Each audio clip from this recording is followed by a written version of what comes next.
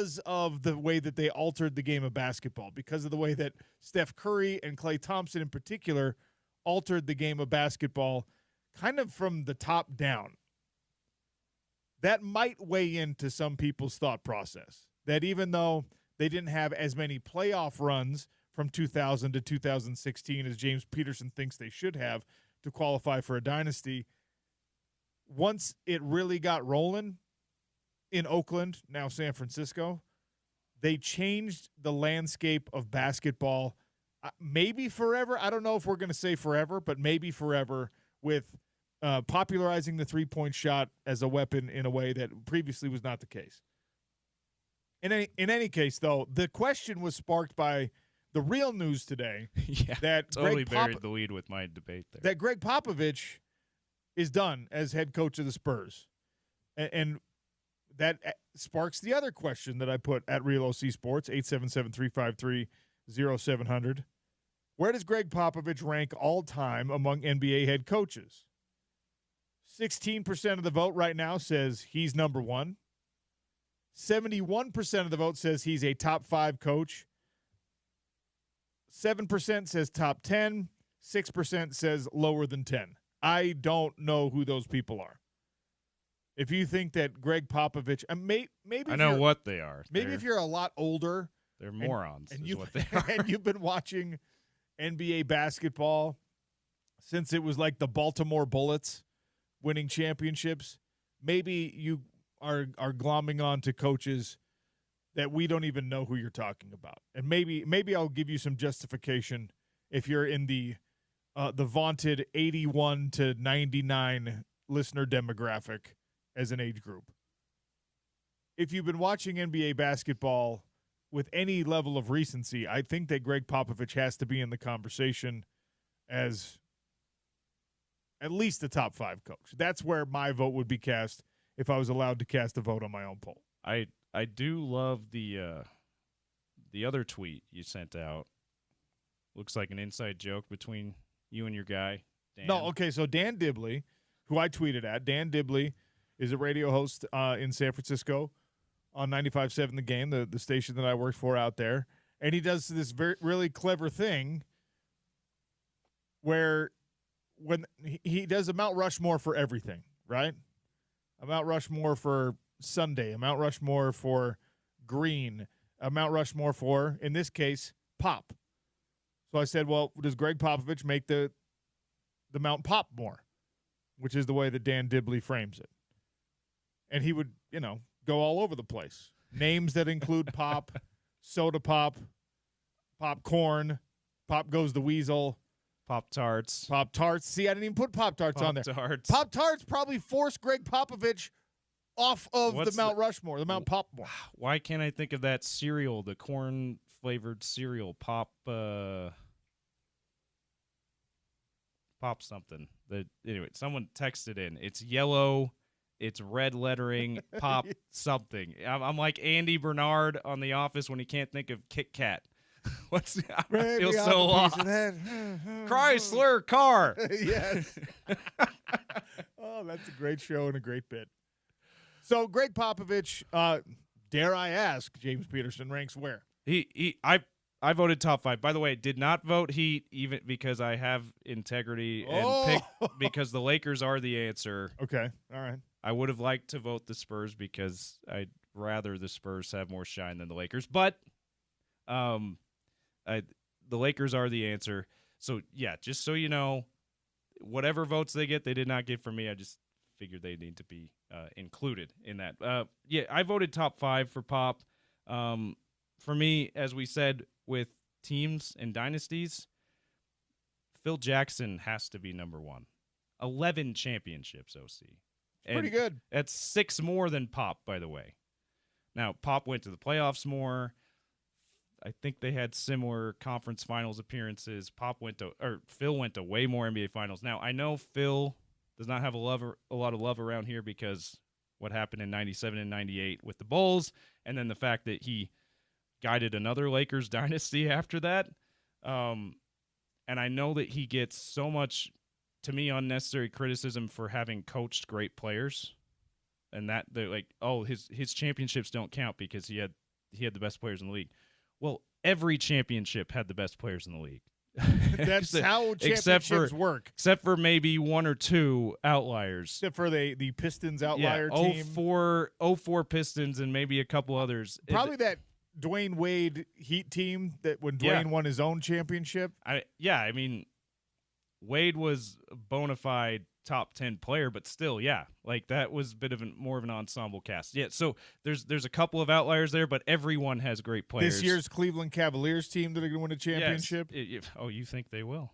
I'm just trying to aggravate people by saying Donovan Mitchell gets one after he leaves Salt Lake City. But yeah, Phil should not be discredited, just like Steve Kerr. Steve Kerr's getting the same kind of stuff. Like, oh well, he had Steph Curry, Klay Thompson, and Kevin Durant. It's like, well, yeah. Great players win championships for great coaches. Like that should not discredit the great coaches for helping those players. You realize in the case of Steve Kerr and Phil Jackson, those players that won all those championships, whether it's Jordan, Pippen, Shaq, Kobe, whatever, and it's Steph and Klay and Draymond and Durant, none of them won a championship with the coaches that coached them before Steve Kerr and Phil Jackson, and they had a good amount of time before Steve Kerr and Phil Jackson coached those teams. So yeah, like even with all of that, Phil has to be one, which is why Pop can't be one in my opinion. And I think Pat Riley has a case for number 2. If you're gonna say Pop's number 2, I think Pat Riley has an argument for that, even though. I guess so. You hate Red Auerbach. Well, and Red Auerbach, you're right. Red with his 9, different era, way less teams. That Red Auerbach has 16 championship rings because of the movement into the front office role. Okay, so we're not factoring that in necessarily. You're right. Red's probably 2. 3 has the debate between Pop and Pat Riley. By the way, that was tongue in cheek with the Red Auerbach thing because. When you're doing the greatest player, greatest coach, greatest whatever across all eras, I think that the understanding, at least in my own head, is you kind of have to throw a qualifier out there. Like Jim Brown is the greatest running back in NFL history. Is he? Because Jim Brown was running against defensive tackles and linebackers. Like the D tackles in his era were 220 pounds. Yeah, we saw the graphic in the Super Bowl this year. The linebackers back then were 190 pounds. Is Jim Brown, does he deserve respect? Like, absolutely. Of course. He was a freak and an outlier in his era, the way that Wilt Chamberlain was a freak and an outlier in his era. And by the way, Wilt would be a freak and an outlier in this era as well. Yeah. Maybe Jim Brown would be too, because he did what he did without dedicated nutrition, massage therapists, training room, weight room. They didn't lift weights back then. So maybe he would have been a freak and an outlier in this era as well. But I think the understanding, right, is you're comparing modern day players, contemporary dynasties. The Celtics being what they were in a 12-team league with the only squad of guys that had anyone over 6'6" is, I guess, impressive, but not the same way that what the Lakers do now or the Spurs have done or the Warriors, especially the Warriors, have done. See what I did there? I noticed that. You're not going to get a rise out of me, OC. I just did. Did we get an answer to that freaking cereal name? Pop Rocks? No, Pop Rocks is the candy. Okay, that so is also Mount Popmore. That's a good pop corn pops cereal. What's it called? What are we doing? Corn Pops. Yes. Corn Pops. Corn Pops. Why is that a cereal that people want to eat? What should we call it? Corn Pops. I had this debate in the green room with one of the guys on the PFL broadcast because, you know, those veggie straws? Yeah. You can get the gigantic bag from Costco. Wife loves them. First time I tried it, went bland as hell. No way I'm trying them again. You're a fool. They're amazing. But that he holds up this bag and he goes, "Why are these things called garden veggie straws? What a stupid name for something." I said, "What are you talking about? What are they shaped like?" "I don't know, straws." What are they made out of? Garden vegetables. I guess vegetables. Where do vegetables come from? It's a perfect name. But Corn Pops might be a perfect name too, and I don't like that one. Yeah. So here we are. All right. Sean O'Connell Show continues here on ESPN 700, 92.1 FM. Greg Popovich is out. And guess what? The San Antonio Spurs already have his replacement. In fact, they named his replacement within like an hour of the announcement that Greg Popovich was changing roles. You want to talk about the guy right now in the best situation in pro sports? I'll tell you who that is next. Sean O'Connell Show, ESPN 700, 92.1 FM.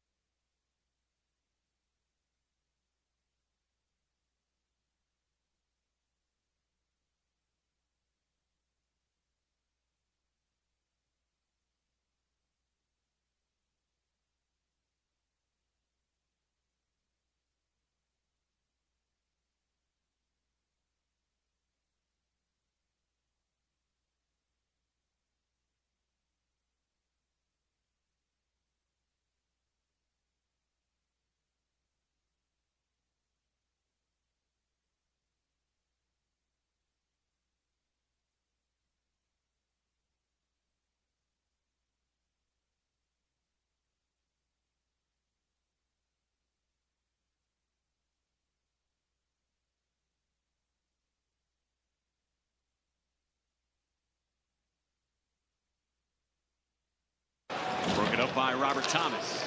Connor took it back from Bolden. 1:15 to go. Here is Appleton on the entry. It's Connor. Fed it along. Score! Vlad Nemesnikov from Kyle Connor.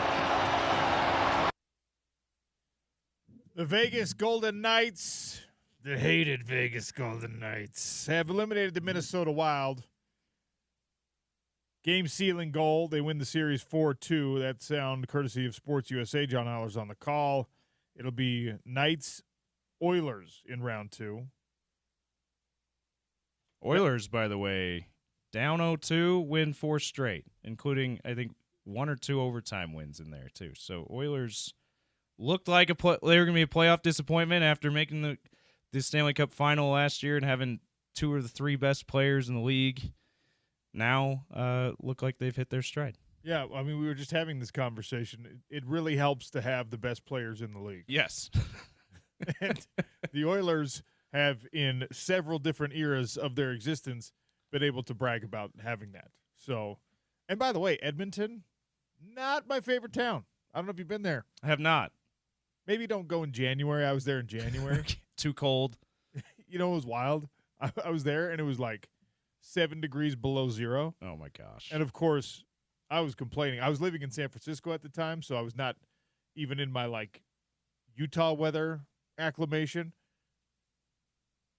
Talking to people in Edmonton, they're like, oh, this is actually pretty warm for this time of year. I was like, what? What are you doing? Why do you live here? Anyway. We have a Game 7 on ESPN 700 tomorrow night. Dallas Stars hosting the Colorado Avalanche. The hated Colorado Avalanche. That's right. Basically any team that you can drive to get there. Hated. Colorado Avalanche with their former Yeti mascot. 5:30. Coverage will begin. Hate Avs Denver. versus Stars. Your home of the Stanley Cup playoffs right here on ESPN 700. By the way, you are all lucky that I was not here on Thursday's show to talk about the potential leak of the Mammoth name. I know. I was thinking about you all day, James. I would have spent every segment on that. Every guest that you booked, like NBA insiders, I'd have been like, so what do you think of the Mammoth? Have you ever heard of a name getting leaked like this before in the sport you cover? Yeah. I just would have framed everything toward the Mammoth leak. Utah Utes insider. Have you ever heard of Utah leaking a team name like this before? Have you ever experienced a situation where the Utes maybe were going to change their name? Like, you know that has not happened. What are you doing? Well, now that we're asking the question. I'm just asking the question. Now that we're on the subject, what do you think of the Utah Hockey Club doing that? Yeah, exactly. Which, by the way, is kind of a diabolical sort of guerrilla marketing thing. Yeah, you said that with Scott yesterday. You're not sure it was an accidental leak or that it was a leak at all. You think maybe it was on purpose. Well, there's really only 2 scenarios that make this possible, James. That you hire someone in your whatever social media department that is just completely inept. Somebody who thinks now is the time to change the most forward-facing public, ubiquitous kind of access point for your fans to the Utah Mammoth when your team has not made an official announcement. I don't know who you would have to hire in order for them to make that quote-unquote mistake, because that's a really bad one. That's a fireable offense if that's what it was. Or knowing how polarizing this process has been, because Ryan Smith, one thing's for sure, Ryan Smith does pay attention to the pulse of the fan in Salt Lake City and in Utah in general. The guy he and his family made billions of dollars off of getting the pulse of people. Yeah, yes, off of opinion, basically. Qualtrics surveys, yeah. And you know, immediately when they put it out, like saying it was going to be a fan vote, there was this camp of folks that were excited about it. Oh, yay, we get to have a say.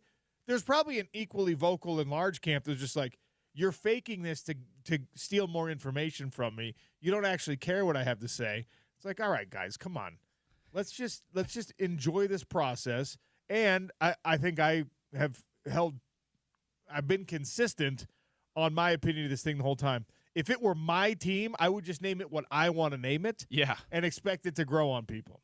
Which is what tends to happen with sports teams. We when Bill Riley was in the air chair in this time slot of the Bill Riley show, he had Seth Galina from Pro Football Focus, a football analytics guy, and he a big hockey fan himself. And I'm gonna have to effort to get him back because he was a great guest. But anyway, he mentioned when the team was coming after the announcement was made and how they're doing a fan vote and everything, he mentioned all the team names are bad.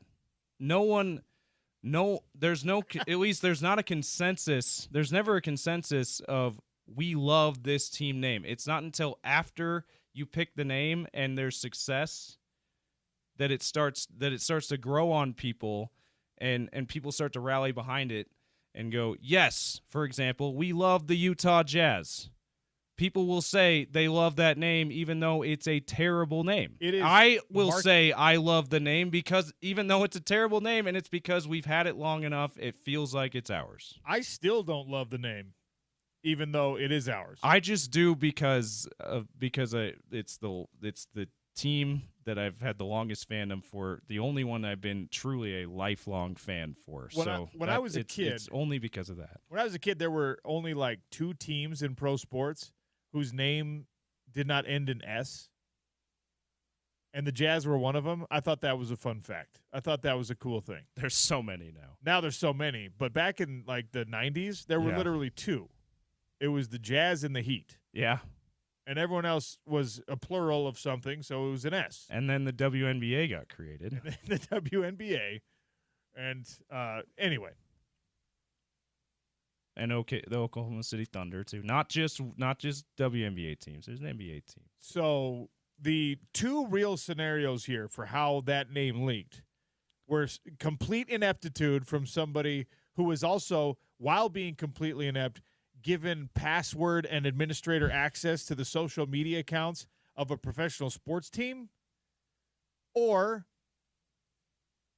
an accidental on purpose leak just to see what the reaction would be to, again, informally get the pulse of the community when the name leaks out. All you have to do is then type Utah Mammoth into the search bar on Google or on Twitter and see how people are reacting to it. And most of the reactions were positive. So it would, if that was the plan or that was the thought, that if we're going to roll this thing out, let's make sure that this is a good idea. I think that affirmed that it was a good idea. And I think at the NHL draft is when we were always supposed to get the announcement, is when we will get the announcement. Do we think that there might be an accidental YouTube channel handle name for Utah Outlaws? Oh, whoops. I don't think you can get the same thing. I don't think you can do the same trick twice. Okay. Oh, Instagram. Here's what not YouTube. This is what you'll do. Okay, this is so you measured the pulse with social media by doing the name leak, the handle leak, right? So now if you want to do another one with Outlaws, you have to like let some kind of Zapruder film Sasquatch photo of a uniform concept for the Outlaws come out. Like you rotate that around and see how people, whether they love it or hate it or whatever. Whoops, did I just tweet that from the official Utah Hockey Club Twitter account? And that's probably too on the nose. You probably can't do it from the official account. You probably have to do it from like an account that is closely linked, kind of like got to do with the Atlanta Falcons. It was the defensive coordinator's son. Oh yeah, that got the phone number. Whoops, did Bear Torney just accidentally tweet? Perfect example. Bill Armstrong, right? Because Bill Armstrong, remember, has a history of letting things slip. Well, the Yeti, I think, is going to be a Yeti. I think.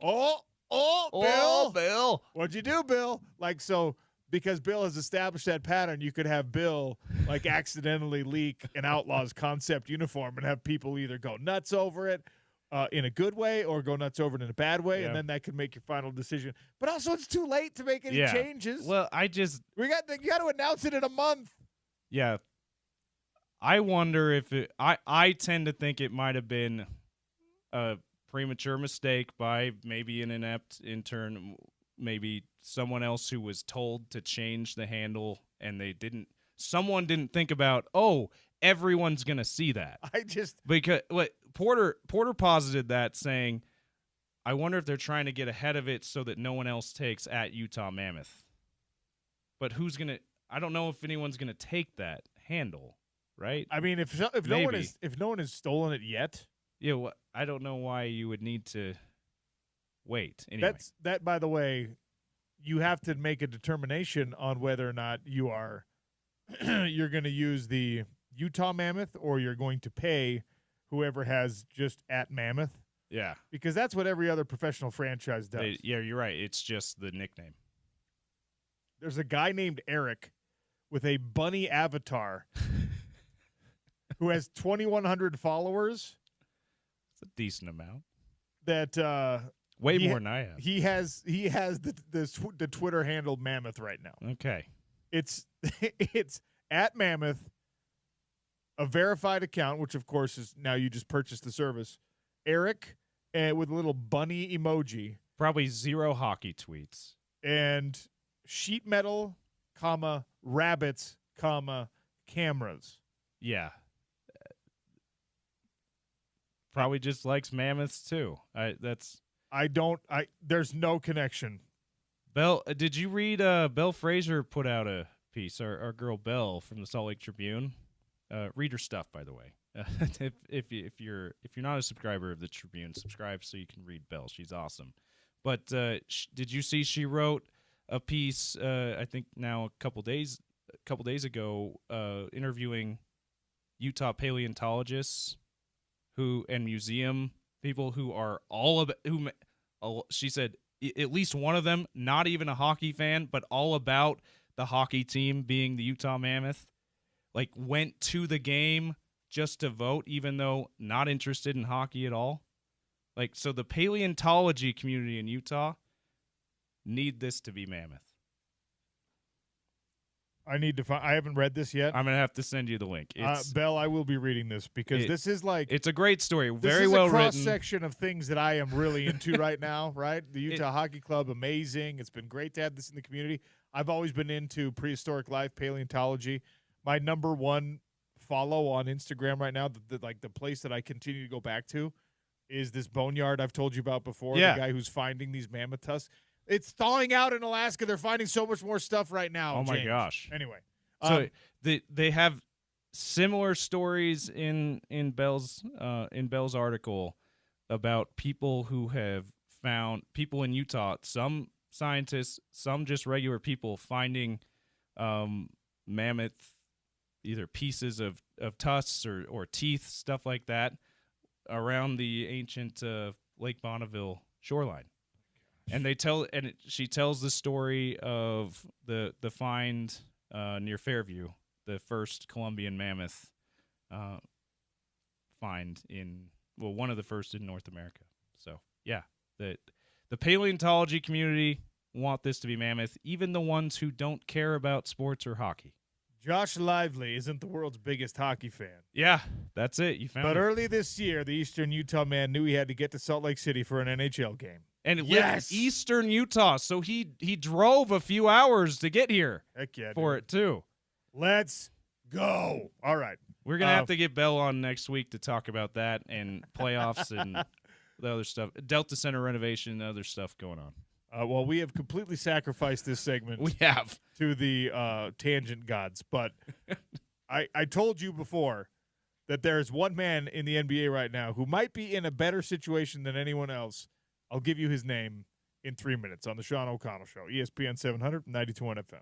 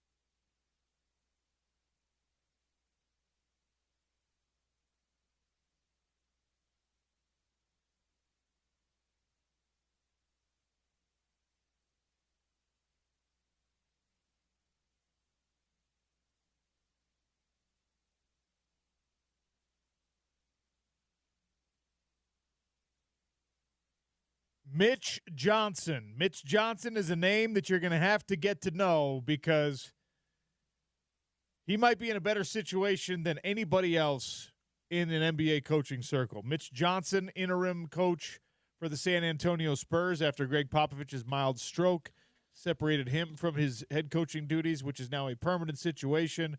Pop is going to move into the front office. He's going to be the team president. He's going to do what Brad Stevens did, go from one of the best head coaches in the game, if not the best head coach in the game, to now team president. And Mitch Johnson, a 38-year-old Stanford Cardinal, been an assistant coach in the Spurs system for several years now, steps into the role of being the new permanent head coach of the San Antonio Spurs. The interim tag has been removed. We know the cliches. You never want to be the guy after the guy. But this is a very different situation because you have the player, the next generation alien player to build around. Now, you got to worry about the shoulder, the deep vein thrombosis, the blood clot situation for Victor Wembanyama. It's a little bit scarier. The top side is higher, but also the floor can get lower when you're talking about these extreme physical outliers. Victor Wembanyama, if he was the best young player in basketball and he was 6'8" or 6'9", you'd be like, oh my gosh, this guy's got a 20-year career ahead of him. Victor Wembanyama at 7'5", you're just like, ooh, man, put some weight on, dude. Because you just worry more about those baby giraffe builds. Now, not a great history of longevity for those guys that were super tall for those reasons. But even a guy like Yao Ming, who was huge, and not just tall, huge, over 300 pounds, he only played like 7-8 years. So, and honestly, I think that extra size helped Yao because of the position, the nature of the position at that time, where you were getting he was having down low. He was having to go up against prime Shaq. Yeah. For much of that time. When you were getting beat up down low in a more physical center versus center type battle, now obviously every five is supposed to be a stretch five, and Wembanyama's ability to run the floor and to handle the ball and to shoot and all those things are what make him the unicorn that he is. But, I mean, I was thinking about this again as I was rushing here after flying in this morning, coming here from the airport, and I was just like, when is the last time that somebody vacated a coaching position with the player, the obvious future of whatever sport? Andy Reid is not leaving the Chiefs with a young Patrick Mahomes. You don't do that, right? You're not going to step away from the Dodgers organization as a head coach if you're not forced to by some extreme circumstance when you have Shohei Ohtani on your roster. I don't know how many times Mike Trout had to watch a new coach come in because he's Mike Trout. You know what I mean? Bryce Harper, same situation. Those guys were fired though with the Angels. They didn't. Well, that's what I mean. A little bit different. Yeah. So it's a vacating. And look, Pop obviously he's aging. This is a natural process in aging. The health issues. It's unfortunate. Everyone wants what's best for him. He kind of had to step away. He had to step away, but I'm trying to think now. LeBron, it's a different situation when you're talking about a young LeBron because even young LeBron was pulling the puppet strings in those organizations and saying, I want this guy to be my coach or whatever. And again, none of those guys resigned. That LeBron, when his teams had coaching changes, all of them were fired. So I think. And probably half of them were fired by LeBron James. Yeah. I think the only one that comes to mind is Phil Jackson after the 2004 finals when they lost to the Pistons. Oh yeah, okay. Shaq and Kobe still in their prime, but that also he wasn't stepping away because of health reasons. He wasn't stepping away because he felt like that team because he just was done coaching. He was stepping away because that team was about to be broken up. They were about to choose Kobe over Shaq and start a brand new era, and there was obviously too much turmoil going on behind the scenes for Phil Jackson to feel like he wanted to stick around. Then 2 years later, he's back behind the bench coaching Kobe again. So this is a great example of how what's happened in San Antonio is a once in a 30 or 40 year event. Yeah. It just, you don't have, there's no disarray, there's no anger, there's no lack of chemistry, there's no rumor mill. It's San Antonio is a place that is respected as a basketball community, that is respected around the NBA from the ownership group all the way on down. And now they have the future of the NBA as a player on the roster. And that guy seems to be relatively content. There's zero buzz that he wants out of San Antonio, or that he, that he plans to move on once he's done with his Supermax deal. Or like, the kid is going to be, if San Antonio does what they've always done, Victor Wembanyama is going to be part of that organization for a decade or more. And now Mitch Johnson steps into a situation where he gets to coach that guy, and he himself is only 38 years of age. So it's a good spot for him. It's an awesome spot. It's also a very, very high pressure situation. Yeah. Because everybody in the league is looking at the situation you've got. Before I saw that they elevated Mitch Johnson to the permanent status, I was like, you know who this sucks for? This sucks for Denver. Really bad. Because that's a good situation and that's an awesome job. And now the San Antonio job is the better open job. So the best candidate in the NBA coaching circles, the best free agent, so to speak, or doesn't have to be a free agent, but the most respected coach who's willing to move would rather probably take the San Antonio job than the Denver job. Especially because Denver fired their GM too. Yeah. And this one, you at least you have a trusted front office guy, Greg Popovich, providing that stability. Denver, even though the on-court product and the roster is rivals, it's better than San Antonio's right now. The front office and the ownership stability sucks. The management is much better. So you would absolutely say, yes, I'll work for Greg Popovich and that ownership group over Denver's. The only downside I can even potentially think of with this Spurs situation, because of them being kind of the model franchise in the NBA, is, and I don't think this is likely, but I guess it is possible that Greg Popovich as a team president could be a little bit more handsy, a little bit more hands-on than you want him to be when you're the new head coach. We don't know. It's like they had GMs, R.C. Buford being the one that was the most influential when they were winning championships. But Popovich was almost like Belichick to the Patriots. He had that kind of influence in the front office as well.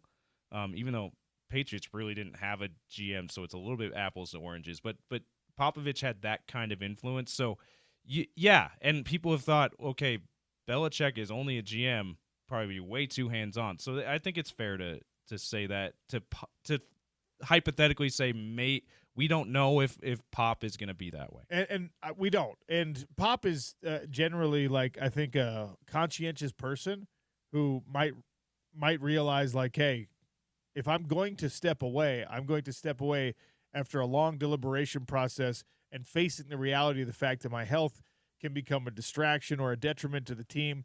And that means I am not going to be coaching anymore. I'm going to he's an intelligent guy. I think he'll do that the right way. The way that Brad Stevens, I brought up Brad Stevens before, he transitioned to team president role beautifully. Yeah, he's let Joe Mazzulla and Ime Udoka before him coach. It is possible that Pop is just like, I got this taken away from me, from something beyond my control because of the health situation. So I still am the mind you need to hear from. I still am the one who deserves to have a voice in the room. But that feels like a 5% chance. So this is, or was for an hour, the most appealing job maybe in all of pro sports. And a 38-year-old guy who's already on the staff gets that gig and gets to grow up in his head coaching world with a player who we think has a chance to be a league MVP, has a chance to be a game changer, has a chance to be the cornerstone of another Spurs dynasty. At Real OC Sports, by the way, go and vote on the most impressive NBA dynasty since 2000. That was the opening segment of the show today. Warriors, Heat, Lakers, Spurs since the year 2000. Those are the dynasties. Which one impresses you the most? Greg Popovich, 5 NBA titles, all-time winningest coach in the NBA, has stepped down. And a lot of times you would say you do not want to be the guy to follow that.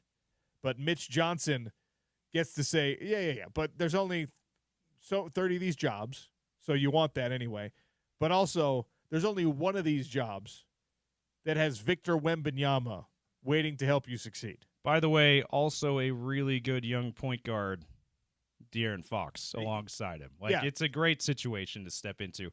I will say this, and we're gonna give Mitch Johnson the chance to see if he has what it takes to do what you just said.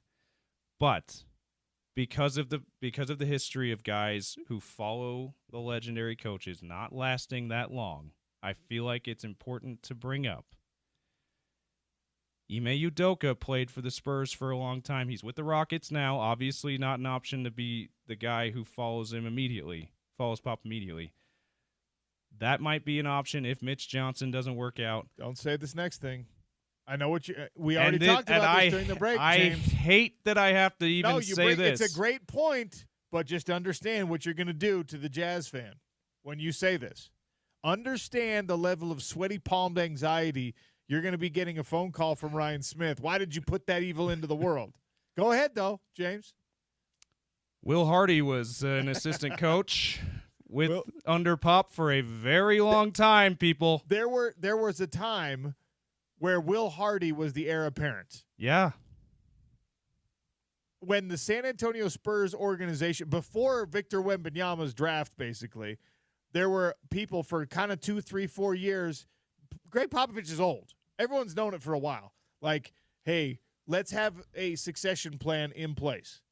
And Pop, it's similar to the Kyle Whittingham world. Greg Popovich gets to decide when he steps down. If this stroke thing doesn't happen, they would have let him coach till he's 85 years old. Like, he has earned that right. So there was like 2 or 3 different assistants along the way that the Spurs ownership and front office had tagged as a potential replacement for Greg Popovich, and Will Hardy was one of those guys.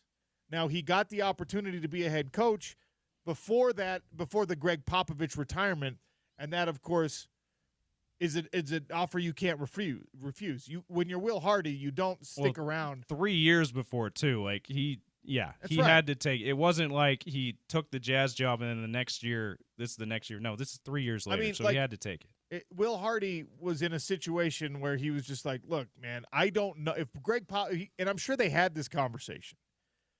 The Jazz are offering me a head coaching job right now because the Jazz have been very public about modeling what they do after what the San Antonio Spurs organization does. And there's a lot of like sort of incestuous back and forth, trading and love and like, oh, these guys do it right and we want to do it right. And there's a lot of mutual respect. I'm sure Will Hardy had that conversation with Pop. Like, are you gone next year, Pop? Because if you are, I can turn down this offer knowing that it's likely I'll get the Spurs offer. And I'm sure Greg Popovich was like, dude, I'm not going anywhere. And I give you my blessing, and you deserve this opportunity, so go and I'll coach against you. And, look, Will Hardy was – and he wasn't the only one in the San Antonio Spurs organization that people thought they had flagged as a potential successor. But he is one of those guys. And now – if you don't get the number 1 overall pick, if you're the Utah Jazz and Cooper Flagg is not coming, and maybe, you select VJ Edgecombe instead, and VJ Edgecombe has a more of a growth process, I don't know. And Mitch has to not end up being a good enough coach. Mitch Johnson, who's taking over for Pop, which, we're leaving room for he could be one of the next brilliant head coaches in this league. And then I that's what Jazz fans need to be rooting for, I guess, is the conclusion. Root for Mitch Johnson's success so that Will Hardy will never consider leaving Utah for the team he spent a really long time with. Root for Mitch Johnson to be like really good, like well above average, but not great. Because if he's well above average... Yeah, you're right, because you have to play against the Spurs. If he's well above average, then he'll probably be retained. and the Spurs will be a playoff team, but not a championship team, right? And they won't move on from him necessarily, not with great haste anyway. But if he's great, if he's the next Greg Popovich, then you're screwed. Then this rebuild, this tanking was all for naught. It's going to keep going. Then it's just like, oh, great. Now this brilliant coach has Victor Wembanyama and De'Aaron Fox and whatever else they are able to acquire. And now the Utah Jazz, despite tanking, despite getting Cooper Flagg, despite handling their roster and developing Walker Kessler and using Lowry Markkanen the right way, now you're always running up against the ceiling represented by San Antonio in the West.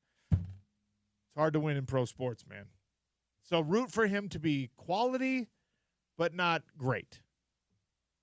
Thread that needle, Jazz fans. All right. Speaking of the Utah Jazz, we have efforted the possibility and checking in on lottery picks. Tariq Masri, Oklahoma writer and sports editor at the Norman Transcript, is going to join us to talk about another projected top lottery pick, Jeremiah Fears. Just in case the Utah Jazz don't get that number 1 overall pick, we'll check in on another top prospect. That's next on the Sean O'Connell Show. It's Utah's number 1 sports talk, ESPN 700 and 92.1 FM.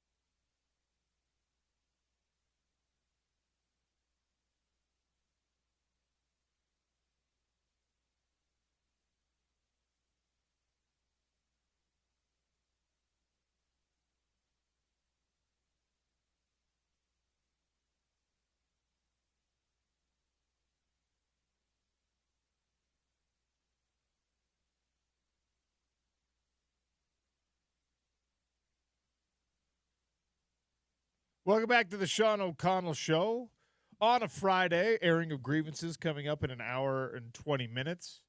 Jeff Schwartz is going to join us in about 25 minutes to talk about the fallout from the NFL draft and the way too early projections for next year's draft. Lots to get to. Right now, checking in on a potential pick for the Utah Jazz. I know the situation that everyone is hoping for is the top lottery odds translate to the top lottery pick, and Cooper Flagg is in a Jazz uniform very shortly. That is not the way I think things are going to play out. I hate to be the party pooper here, which means we've been checking in on other projected lottery picks, and Tariq Masri joins us from Oklahoma, sports editor for the Norman Transcript, to talk about another guy whose name will be called, we think, in the lottery, Jeremiah Fears. Tariq, welcome to the show. How are you? Hey, Sean, doing well. Thanks for having me on. Before we get into any specifics with Jeremiah, I want to gauge your level of conspiracy theory acceptance, because I am of the opinion that the NBA might have some kind of an issue with somebody like Cooper Flagg ending up in a small market team like Salt Lake City. I know that it's harder to manipulate the ping pong balls than I probably give it credit for, but where do you fall on this? Like, hey, the NBA might actually be controlling these things. I fully believe that the NBA is controlling these things. I'm pulling for you guys. I know it's been a rough year for you guys, and you're all hoping you get Cooper Flagg, but we'll have to see. I don't know. All right. Well, a kindred spirit at least then. I feel like we can have a real conversation here. I don't think they're going to get the number 1 overall pick. I do think, though, even without getting the number 1 overall pick, in this draft in particular, you can find somebody that helps point your franchise in the right direction and starts a really significant turnaround. We've been talking for a couple years now how this year's draft and next year's draft at the top in the lottery, there are many players who can be something very significant at the next level. Is Jeremiah Fears, in your opinion, one of those players? I absolutely do think he is. He's going to be a player that whoever drafts him is going to be really excited about his upside. He's obviously the age is kind of the number one thing. He was originally a class of 2025 high school recruit, reclassified, ended up going to OU and was 17 when he joined the program. He's going to be 18 when he's drafted. Ended up kind of being the main ball handler, the main scorer for Oklahoma in their first year in the SEC. So I saw a lot. There's a lot of up and downs with the OU basketball this season, but I think most fans thought that Jeremiah Fears was a really big bright spot. When you're talking about a guy like this, and obviously Cooper Flagg's in the same situation, reclassified from being a high school senior to a college freshman, and is there any downside, in your opinion, to accelerating that process and letting these guys, reclassify and enter the draft a year earlier and get to their next NBA contract a year earlier? Are we doing the right thing here as a sports community when we root for this kind of stuff and we accelerate this kind of stuff? It's definitely, there's pros and cons to all of it. I think from a guy like Fears' perspective, it's definitely going to be a huge help. I think just getting into the league as soon as possible, working on things like his size, his strength, his physicality, and things like that. But yeah, it does come with some risk just because he's so young. You don't really know how he's going to develop or how that's going to go. What's the potential downside? We talk about prospect upside so much. A guy matures a little bit, gets stronger, better at ball handling, better decision making. Is there a downside that you could see aggravating itself for Jeremiah Fears as he progresses? Yeah, definitely. His 3-point percentage, he definitely could have shot a better percentage from deep this year. I think he was 28%, which isn't very high. He had a very high usage percentage for a freshman, which obviously that's going to lead to some mistakes. I think he could do a better job with developing his ability to kind of dissect the defense and make plays with his passing ability. He's really athletic. He's great at beating his opponent off the drive, but he can do a better job of just kind of having a better mix of ways to attack when he gets into the paint, slowing down and pulling up for a jumper, things like that. I think that'll come with time. We saw a lot of development from him over the year. Obviously, the beginning of the SEC, when they first started conference play, it was a bit of a struggle, and you could tell it took a little while for him to get the feel for the pace of the game. But by the end of the year, I think he ended the season with 3 straight 20-point games. He really seemed to be kind of finding his rhythm at the right time. Where is an appropriate place to draft him, in your opinion, knowing what else is in this draft and Cooper Flagg, the presumptive number 1 overall? A lot of people think Harper's number 2, and after that, there doesn't seem to be a ton of consensus on whether Edgecombe or Bailey or whoever. So where is the right place to draft Jeremiah Fears? Right. I think that it's going to really depend on where the ping pong balls fall, I think he's a guy that's really going to benefit. He's not just any team is going to benefit from having him. I think he's going to need to be on a roster where he can kind of go through the trial and error. He's a ball dominant guard, so he's going to kind of need to have the experience of having the ball in his hands and failing and succeeding and going through all the ups and downs of an NBA season. I think if he goes on a kind of a championship level team, he's not going to get the kind of development that he needs. So it really depends on where everything falls. I've seen him as high as a top 5 pick, but I think anywhere from 5 to 10 is probably where we'll see him go. But it's still way early. So, what's he like as a person? I mean, is he like a vocal leader type individual? Is he kind of the calm, quiet type? Well, where is his place in an NBA locker room going to be in your mind? Yeah, he's a little bit more reserved, especially in interviews, but he's a very fiery, kind of confident player. Saw him several times, not afraid to talk to opponents and, really get in players' faces and things like that. He wasn't out of control, but he had that fiery side, which is impressive for a guy as young as he is. I think eventually he will kind of develop into more of a leader, but definitely more on the quiet side.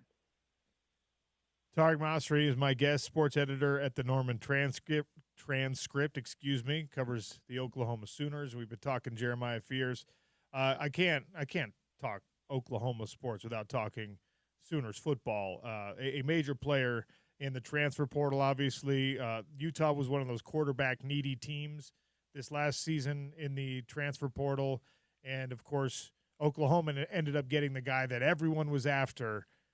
Spring ball with Mateer and all the other people that they brought in. Is the experiment working out so far for the Sooners? Yeah, and kind of the key component to getting Mateer was they also got Washington State offensive coordinator Ben Arbuckle. So those two together has been a really good match, especially with just kind of all the changes that have been happening to OU's offense this offseason. So those two, everything that we've heard, it's been a really great connection, and everything seems to be going in the right direction for them. Now, this is just me taking a shot in the dark. I don't have any insider information on what it's actually like at Oklahoma. It seems to me like a traditional program, like a program with a lot of fans who had success and saw success in the old way of college football. And because of the way my brain works, I think that group might have a harder time accepting these changes and seeing what's happening in college football and liking it than, some of the new blood type programs, if that makes sense. So where is Sooners Nation at with transfer portal, NIL, the changes in college football, and the fact that, for years and years and years, they were going to be a top 10 team no matter what, and now other people have been able to catch up because they've got the money to. Right, yeah. And it's definitely been an adjustment, and everything's kind of been different with the move to the SEC. I think that's kind of made some fans realize that they've got to get with the times kind of as quickly as possible or they're going to get left behind. And then kind of pair that with a couple of disappointing seasons, and fans will they really wanted them to do whatever they can just to have a winning season again. So, not much resistance at this point, but it took a little bit of time.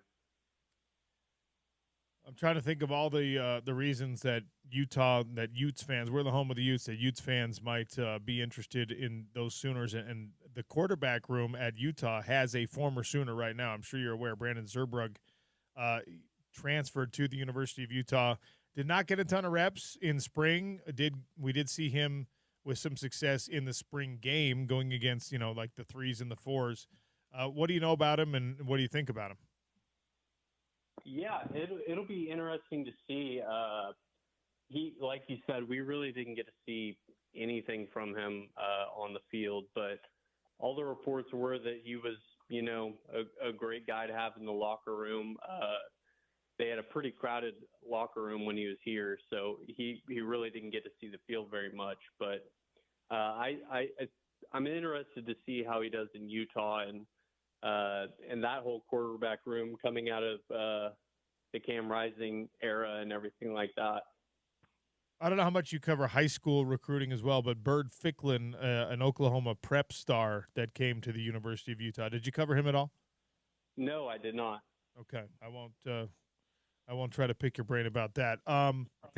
The gymnastics dynasty that you guys have going on, the gymnastics team, and Utah, UCLA, Missouri, Oklahoma in that Final Four. Obviously, Sooners end up winning a national championship. Of course, we think of football, softball, now gymnastics when you think of Oklahoma sports, but the lion's share of media attention and I presume money is centered on football, and then men's basketball gets the second bite of the apple. How has Oklahoma built like so many really good programs across the non-revenue sports, as we call them? Yeah, it's really come down to, I think the fans have really bought into a lot of these other programs, which has been huge. You look at kind of our readership, and like you said, it's football and men's basketball are 1 and 2, but softball is not far behind, and women's gymnastics fans are really, really love to see. Both the men's and the women's teams are doing great. It comes down to fan support. They've really invested in some of the facilities. The softball program, I'm sure you know, just built the largest softball complex in the country, and the gymnastics is getting new practice facilities and everything like that. So it takes money for sure, but it's also, you've got to have fans that are kind of passionate about it. And obviously, athletic director Joe Castiglione has been with the university for over 2 decades now, and he's had a pretty clear vision for what to do for some of these other sports as we go through this new era with NIL and paying players and all of that. Last thing before I let you go is the SEC a good place for Oklahoma? Is it a cultural fit, an academic fit? Is it the right spot for Sooners athletics to be? Yes, I'm definitely. It's hard not to be sad that they're not in the Big 12 anymore. That truly feels like their real home, but can't go back to that at this point. I would say that it's definitely a cultural fit. Oklahoma fans aren't quite as rowdy as the SEC crowd, but they're starting to learn as we've been through the first season in the SEC. I think they're starting to realize what it's like and what it takes, because every sport is basically the most competitive in the country. You've got men's basketball was amazing this year. Softball, it's coming down to the wire this weekend. In women's gymnastics, like you mentioned, there's so many sports that they're so dominant in. It really tests every one of their teams to compete for a national championship every year. Well, I appreciate you giving us some time and some insight today. I don't know what for the possibility of them not getting the number 1 pick, and who might else be out there in the top 5, because Jazz cannot fall lower than 5 OC. So a good insight on Jeremiah Fears. Jeremiah Fears, like the highest projection we've seen for him is at number 5. If it's the Jazz at number 5, I don't think he would be picked in the top 5, but there's also trade scenarios and things like that. Maybe somebody out there loves Jeremiah Fears and wants to get up into the top 5 to grab him. I've seen him as low as 11, as high as 5. So we'll see where it goes. But the reclassified high school senior going into the NBA now, like, he is 18 years old. Cooper Flagg is 18 years old. So you have to do the same thing that college coaches have to do. If you're an NBA GM and coach right now, you have to try and project what this guy's going to be 4 years from now. And how badly do you want that? By the way, just a tease for next week, we're going to continue these kind of scouting reports on potential top 5 picks. Josh Newman's going to come on a week from today. Love it. To talk about one Trey Johnson from Texas, who beginning of the season he was looked at as top 10. Now there's lots of analysts arguing that they might take him over Ace Bailey, who was looked at as the number 2 or number 3 pick most of the season from Rutgers. So we'll get Josh on to talk about that and what's going on with him. All right. We're going to take a quick one here. We're going to come back with our guy, Jeff Schwartz, talk all things football with Jeff Schwartz. There's a little conversation. There's a little bugaboo starting right now in the offensive line circles, James, that we're going to get into with Jeff, that Spencer Fano might not be the best offensive lineman on this Utah football team. We'll discuss it in 3 minutes on the Sean O'Connell Show, ESPN 700, 92.1 FM.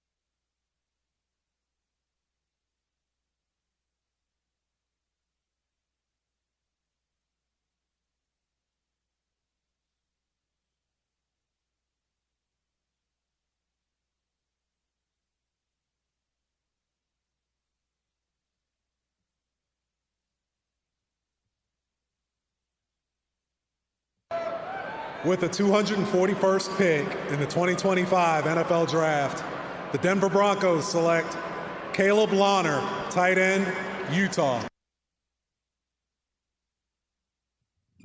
That sound courtesy of the NFL Network. Kevin Booth made the announcement of Caleb Lawner's draft pick. He's headed to the Broncos with pick 241. Speaking of pick 241, our next guest is forever linked to Caleb Lawner as part of the 241 Club. He's Jeff Schwartz, our guy, football insider on every level. Jeff, welcome back to the show. How are you? Good. Are we like Eskimo brothers for NFL draft picks? Is that how it works?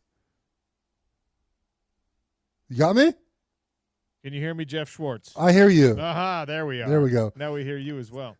I was saying, are we like Eskimo brothers for draft picks now? I guess you are. Are we? Is there like a group text between all the 241 guys? We added him. Yeah, I saw he got added. I just saw a new number pop up, so it's good to be together and do that.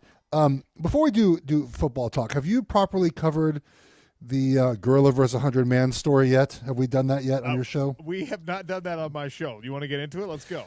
It's a perfect radio bit, and it's this continued overconfidence of the male species and thinking they could take down animals, Sean. Whoa. What? You're taking the gorilla? Okay.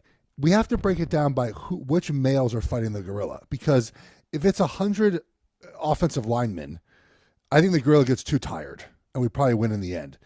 But if it's 100 morning mics, the gorilla's going to win. Like Okay. if it just depends on who is fighting the gorilla. This has been the argument that so many people have thrown at me, and the reason my brain doesn't work for a scenario like this one is because I assume everyone's down for a fight. Like when you need to, if the choice is this gorilla's either going to kill all 100 of you or you're going to fight him back, then 100 men can take down a gorilla. Absolutely. 100 people at a time. Mankind has subdued literally every animal species on planet Earth, going back to the beginning of recorded history.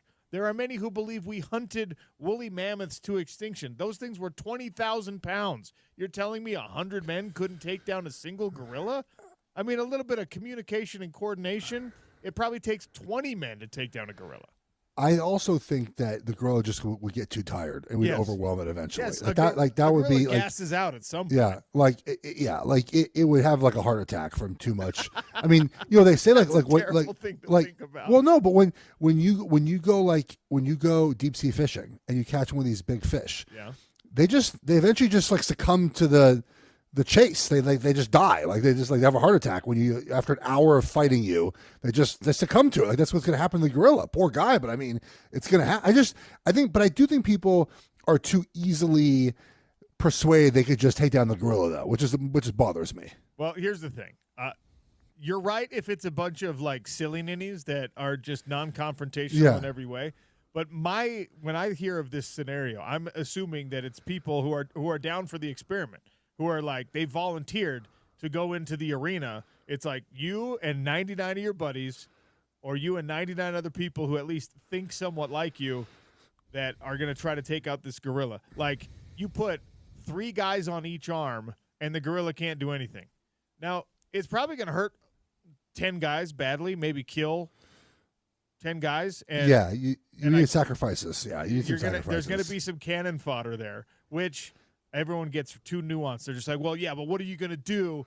Like the psychology of the human mind when they see the first 10 guys go down to the gorilla, then everyone's that's not the point of this. I'm like, no, that doesn't make sense because correct. My scenario is it's you or the gorilla. You're locked in a room. 100 of you and the gorilla, you're locked in a room. You're not just going to give up because you see, like, I'm sending Jeff Schwartz first. No offense, buddy, because like you're the most equipped physically to handle this gorilla.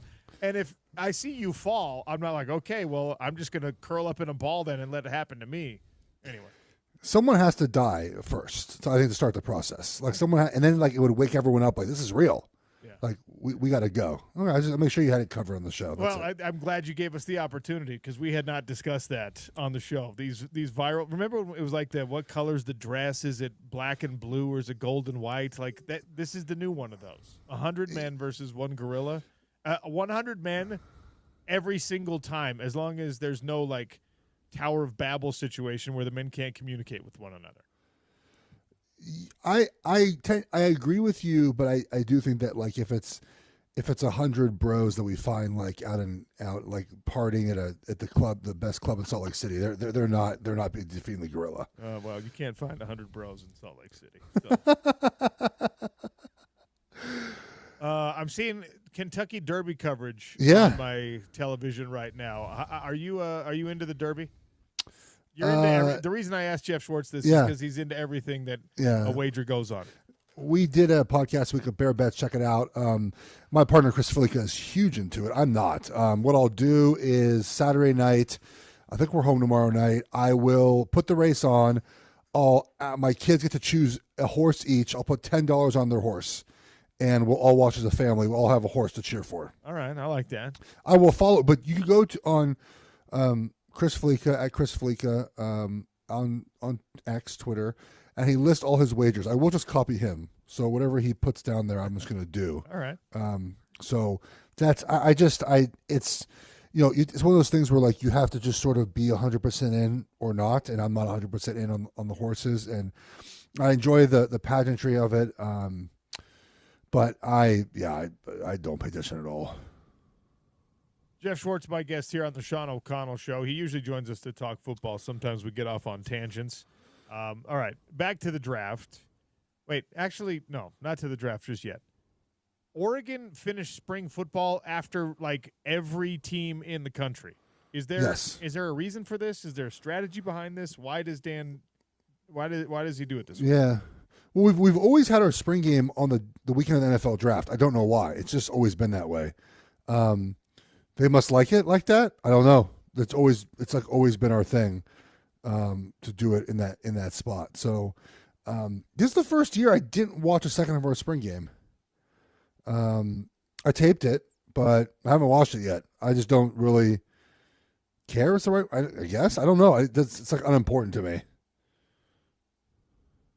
Is that because you don't think you're going to see anything that resembles the football Oregon will play in the fall, or is that because the roster is going to turn over too much?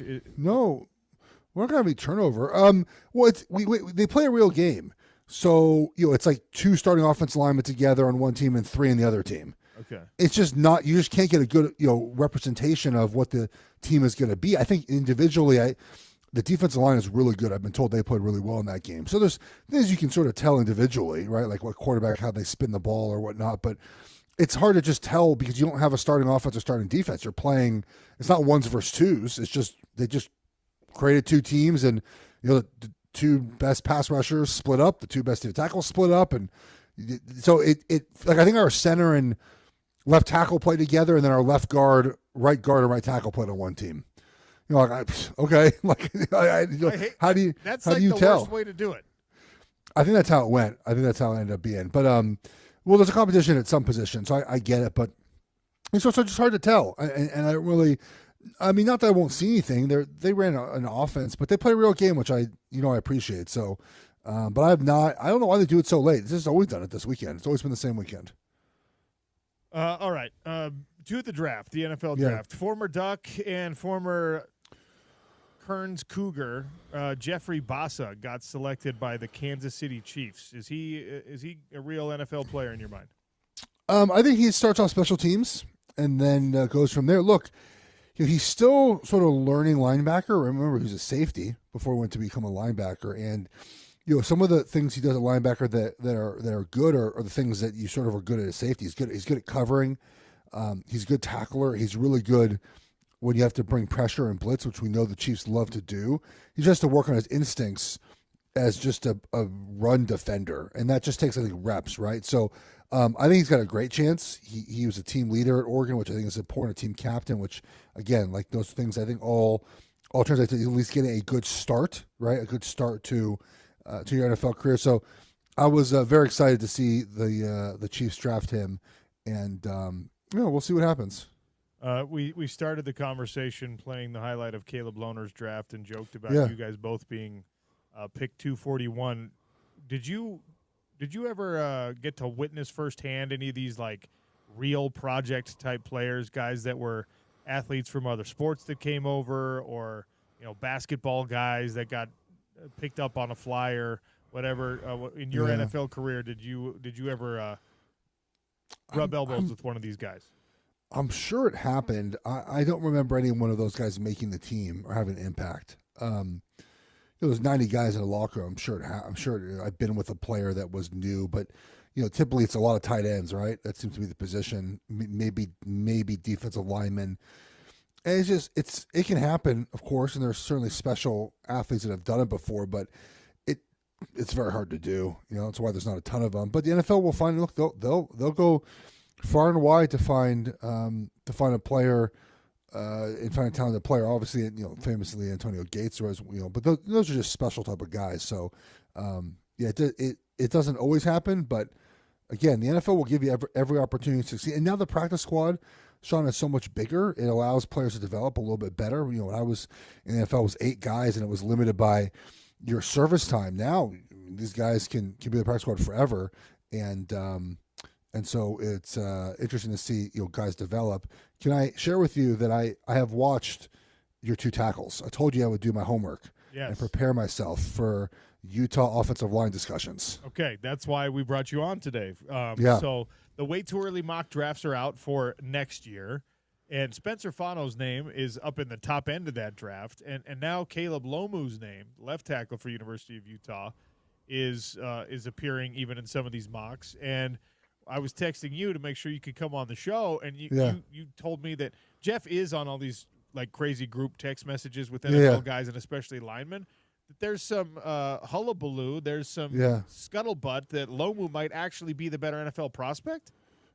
I went and watched some of your games yesterday, and this is the worst part about watching college football is the offenses. And you guys were in a tough spot last year with the quarterback situation. Like, it is a hard evaluation because there ain't much pass protection happening.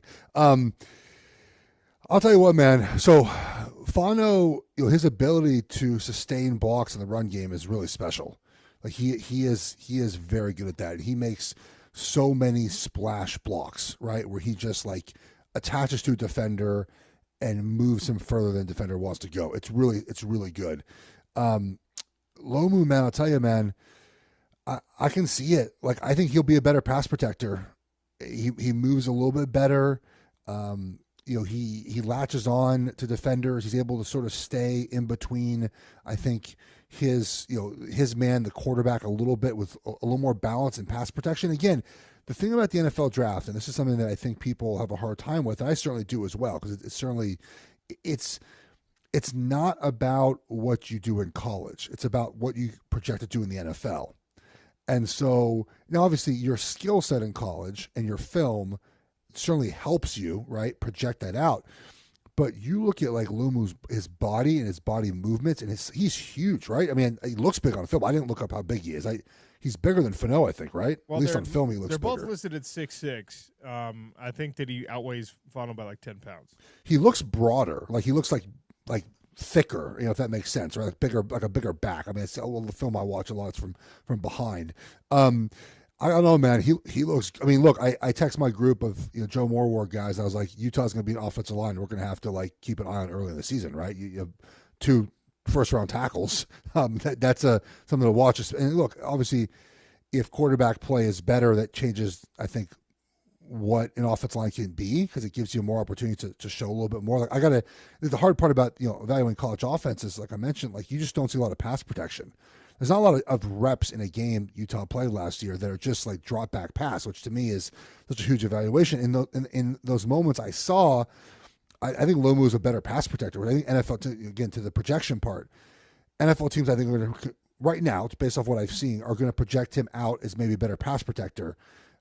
Fano is a better player now. He is a butt kicker in the run game. Like I got a list of plays I'm like going to save to tweet out at some point as we get closer to probably the season, of just like run blocks he makes is so good. All right, I know you got to go, so Yeah. I'll make this one really quick. But what is the path for a guy who does not get picked up immediately after the draft as an undrafted free agent? Because there's some names we thought might get their cup of coffee in the NFL from Utah that so far there's no announcement been made. So is there a path for those guys? Well, so the path is this, right? They get signed by a team, they go to mini camp, and sometimes they're camp invites. So they just show up for mini camp. And I tell these players, if they ever hear me talk or ever get the chance to talk to these guys, you have to have wow plays immediately. The coach has to watch film and say, wow, that Jeff Schwartz guy, look at that play. You have to stand out. Like if you don't stand out, they're just going to keep the guys they drafted. Yeah. So that to me is my advice to all these players: is when you get to a minicamp invite, your first minicamp, whatever it is. Wow, and by the way, a wow play doesn't always have to be the best physical play. It can be just a great mental rep you had, right? Like Schwartz knows what he's doing out there. So something where the coaches and scouts get excited about a play you make, because you're not going to have many opportunities. And so that's what it is. It's getting a chance to get to a mini camp or undrafted free agent, whatever it is. You're signed to a 1-year deal, obviously, and you just make a play where a coach or scout goes, "Who's that? Oh, 74? Okay, I'll make a note of that." Like that's what you have to do in these moments when you get on the field. I know I got to let you go. Appreciate your time as always, buddy. Thank you. Thank you, buddy. Talk to you later. Jeff Schwartz, NFL draft insider, Utah offensive line insider on that one. We were texting back and forth yesterday, and he was like, "Dude, this conversation is starting to develop. I've got to go watch some film and see how I actually feel about this conversation." And so he did, because he does, and you heard what he said there. That Spencer Fano, the better player right this minute, a better run blocker, but in the NFL, they are looking for left tackles that can pass block. And so the NFL might project Caleb Lomu as high or higher than Spencer Fano. And that's not to create some kind of ranking disparity or rivalry between these two guys. That is to, again, drive home the point for all of you Utah football fans that listen to this show, that your offensive line is going to have 2 NFL guys on it. First round projection, sometimes we get over our skis. Like we get too excited about something like that. I said this with Scott Mitchell when he was hosting my show yesterday. If you have 2 fifth round, I think I said third round yesterday. If you have 2 fifth round offensive linemen playing on the same offensive line in college, you have a pretty good offensive line. Now, that's 2 of your 5. If the other 3 are competent, then you're going to have a really good offensive line. Your other 3 for the University of Utah, your projected starters, are guys who are older, more experienced, more communicative, and in the case of your left guard, bigger, physically larger than your 2 projected NFL tackles. This offensive line should be one of the best in all of college football. I know, shoulda and coulda and woulda are curse words sometimes with Utah football over these last couple of years.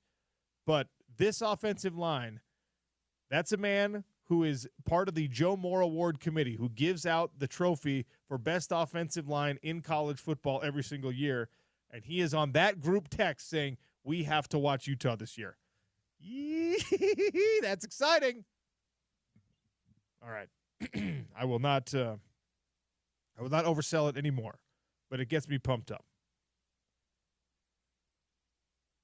ESPN 792.1 FM, the Festival of Tees is still going on. The Utah Golf Association and Mountain America Credit Union are hooking you up with free golf from the best courses in the state and beyond on Down and Dirty with Scott Mitchell, on the Sean O'Connell Show right here, and on The Drive with Spence Checketts. All right, Bill Connolly has a luck index, and on the luck index, he's got something predicted for Utah football. We'll discuss that next on the Sean O'Connell Show, ESPN 700, 92.1 FM.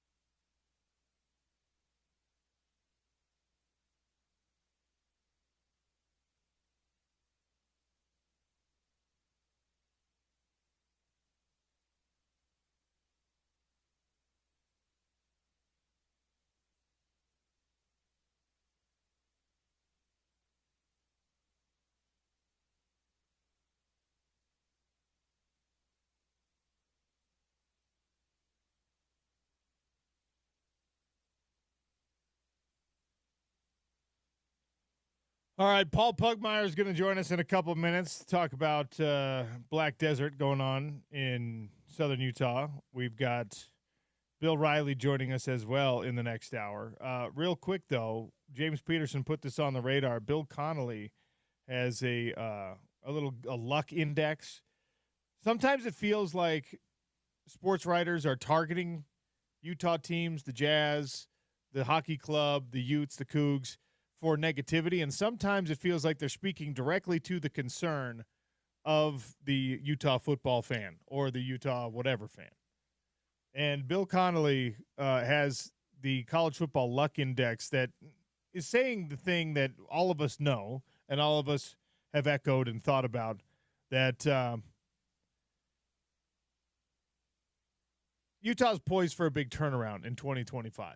There are voters out there. There are the way too early projectors out there that think that Utah's a team to beat in the Big 12 Conference. We'll see. That's going to be largely dependent on health and especially on quarterback play and on if you can fill in some of the gaps created in your wide receiver room. But here's the little nugget from Bill Connolly on the Utes. Along with UCF, Utah was one of only 2 teams to start 4 different quarterbacks in 2024. They were also among only 4 teams to start at least 11 different receivers or tight ends, and among 5 teams to start 9 defensive linemen. If you're looking for an easy explanation how they fell from 65th to 96th in offensive S&P Plus and from 8-5 to 5-7 overall, that's pretty succinct and telling. Yes, Utah was using everybody they had on the roster to try and slap it together last year because of the health problems. I say this with my fingers crossed. It can't continue this way. Bill Connolly thinks the same thing. A lot of writers out there think the same thing. Utah, a healthy version of Utah, is not 8-5 in 2023, and certainly is not 5-7 in 2024. A healthy Utah is no less than a 9-win team in 2025, in my opinion. Let's go, people. Yeah, he basically said, if you read the article, he doesn't go too in the weeds with the numbers, like his S&P Plus column, for example, that he does every offseason. But he does say that he uses all those same metrics to inform these lists as well. It's like 3 different lists in 3 different categories. Go check it out. But basically what he says is, all of these numbers that I use regularly say what we already intuitively configure, which is, if they weren't injured last year, they would have been awesome. Yes. Yep. Thank you, Bill. That's what we needed to hear.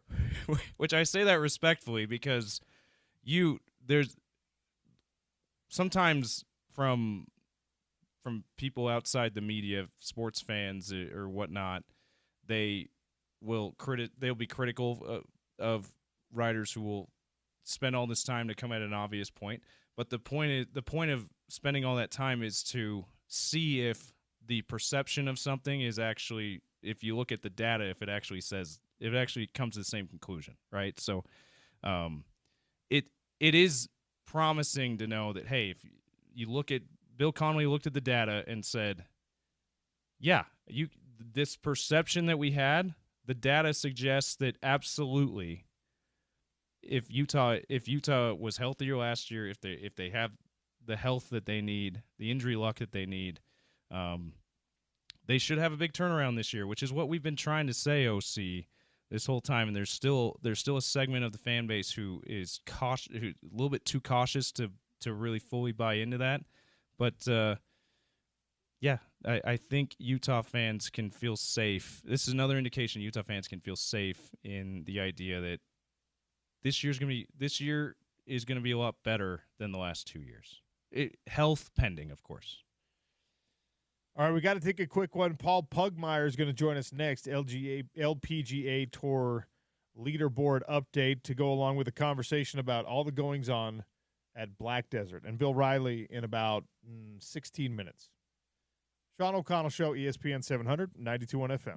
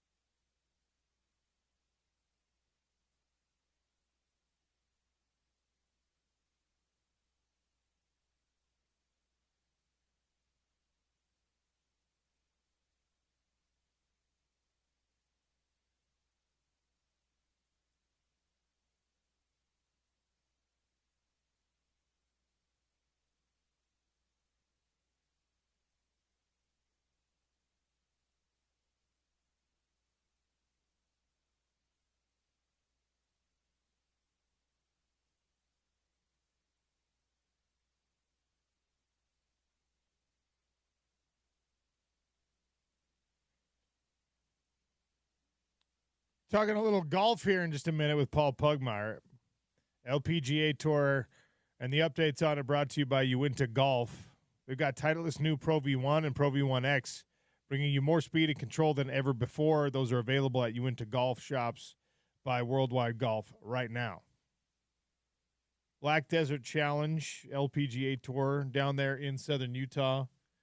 I have admitted to you people many, many times I'm not the biggest golf guy in the world. This Black Desert place is like a golf phenomenon. One of the individuals on our broadcast crew at the PFL is a big-time golfer. He's the kind of guy that on these work trips for the PFL, he brings his clubs, and then you're getting in the Uber to go to the airport with him the morning after the fights, and you have to yell at him because his stupid golf club bag is taking up all the room in the back of the van. You're like, dude, what? We all have suitcases. Why are your golf clubs in here? It's because he's an avid golfer. And he brought up, unsolicited, he brought up the fact that he wants to play at Black Desert. That Black Desert is on his destination list for golf trips. Yeah, Paul, who joined Scott yesterday on the show to talk about day one of this Black Desert Championship for the first LPGA event at Black Desert. First one in Utah, I think ever, but if not ever, a really long time. Paul brought up it's probably the most picturesque golf course, and the scenery around it's probably the most picturesque in either tour, PGA or LPGA. Now, that's not including major tournaments, but the PGA tournaments and the LPGA tournament venues, we might have the best view of all of them here in the state, which is wild to think about, OC, and really cool, especially because for me personally, because it's in my hometown. You're from Ivins? Well, no, I'm not from Ivins. I'm just messing with you. You're right. It's like if you're from Draper, you're from Salt Lake City, right? I mean, Ivins is close enough to St. George. Right? I'll admit something that for the opposite spectrum, end of the spectrum in the state, that my wife was like, no way you people from St. George are like this. Everywhere north of Provo is up north to people in Salt Lake. Yeah, that's fair. Is that Paul calling in? That is Paul calling in. All right, let's get on board with Paul. Leaderboard right now, man, you've got people shooting well through a couple of days of golf. This can't be right. This is some big scores being or some, I guess, small scores being turned in right now. I don't even know the right way to say that. Paul Pugmire, our favorite golf insider, kind enough to join us here to give us an update from Black Desert. Paul, welcome. How are you? Doing great. This is so cool here.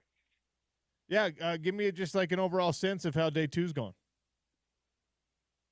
Ideal scoring conditions, and there's a lot of players out there going low. It is a beautiful, perfect Chamber of Commerce St. George day. Golf course is in fantastic shape, and these are the greatest players in the world. So there's the formula. You add it up, it means low scores. Am I looking at the right leaderboard here? We got a couple players 11 under, a handful 9 under, a handful 8 under, 7 under.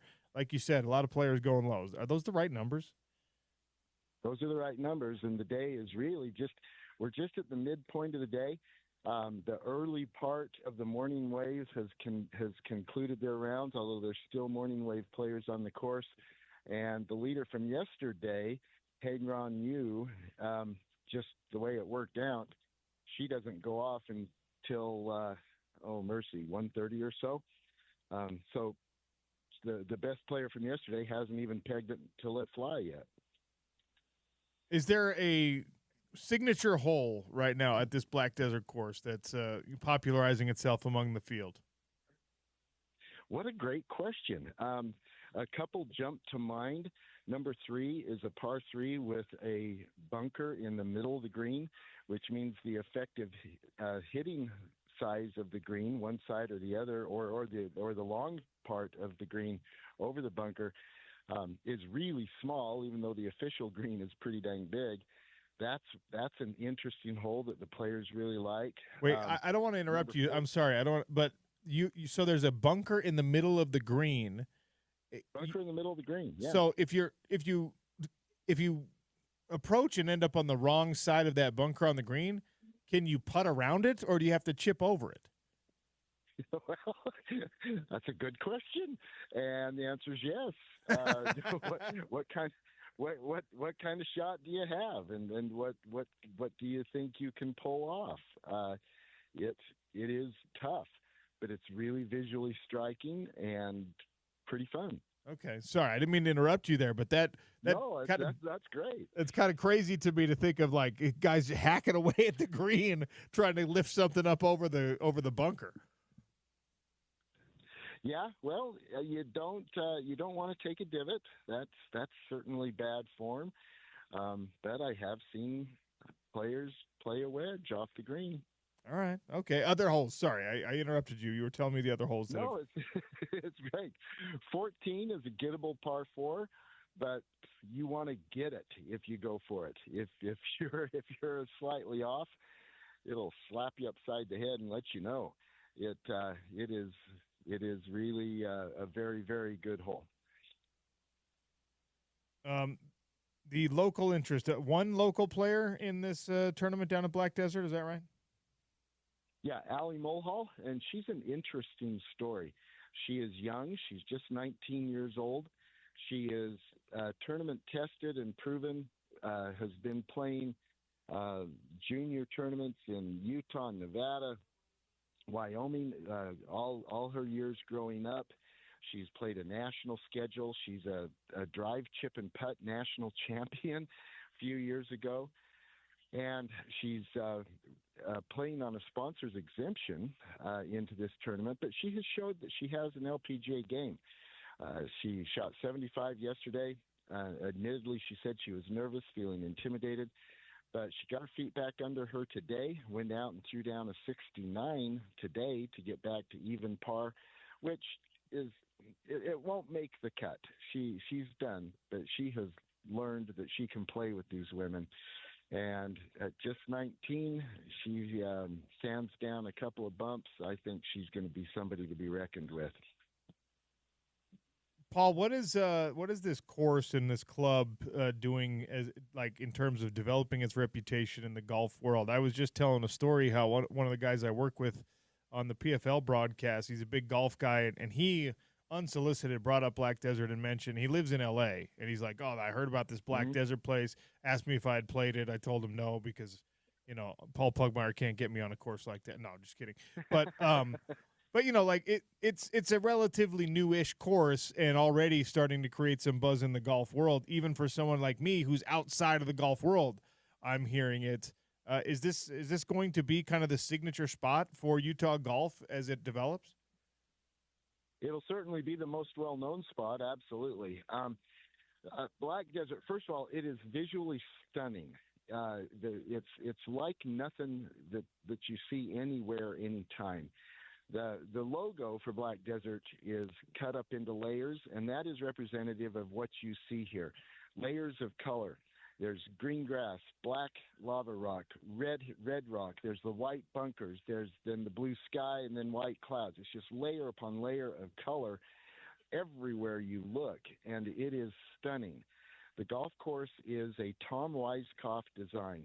Weiskopf is one of the more renowned golf architects, obviously a member of the World Golf Hall of Fame as a player, but he developed a really stellar reputation as an architect, as a course designer. And this is his final design before he succumbed to cancer.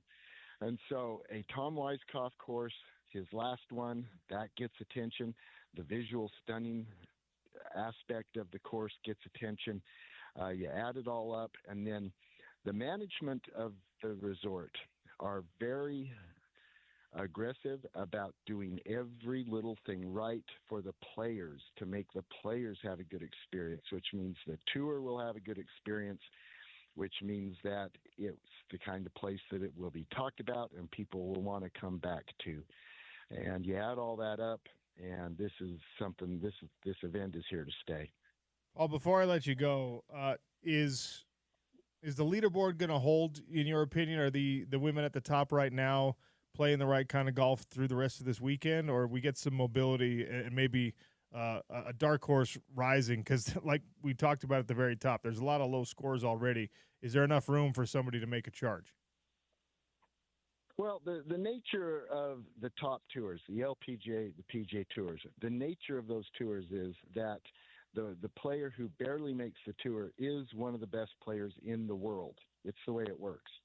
In this particular event, 34 of the top 50 ranked players in the world are in this field. And somebody's going to have to go out and beat 34 of the top 50 players in the world in order to be a dark horse winning it. It can happen, but I don't see it happening. You look at the leaderboard from yesterday after just round one, and in the top 10 from yesterday, 5 of those players were in the top 10 at the Chevron, a major championship last week. That's not by accident. It shouldn't surprise anybody. The top players rise, cream rises. And I think that's what we're going to see when this is all done. Paul, enjoy your time down there, and we'll talk again soon.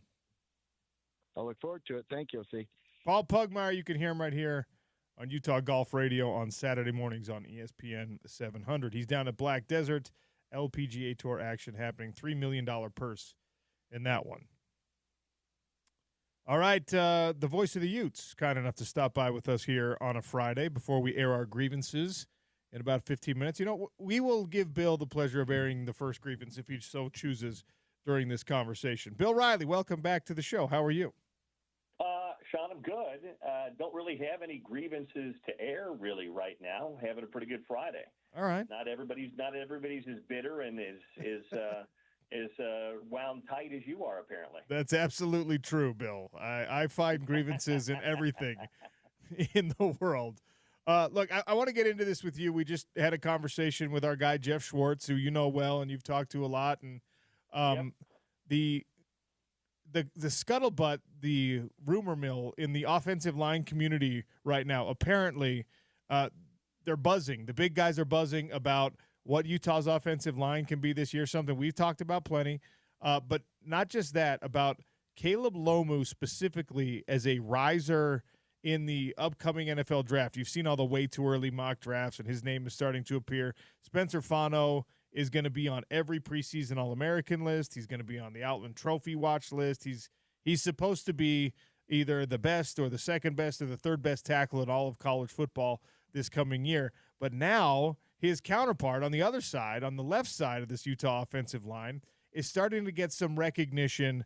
I wanted your thoughts on not just Spencer or not just Caleb, but the fact that you've got that duo projected as NFL draft picks. It's huge for Utah football. They've been, the coaching staff, if you talk to them kind of away from the field, they were beginning to hear some of this stuff last year.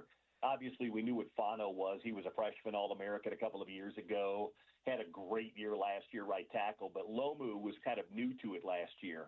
And he was the guy that caught a lot of, scouts and people's eyes when they would come watch practice and things like that. So when Utah invested very wisely and heavily in that offensive line this year, we knew what Fano was. I think this is kind of going to be the breakout year for Lomu.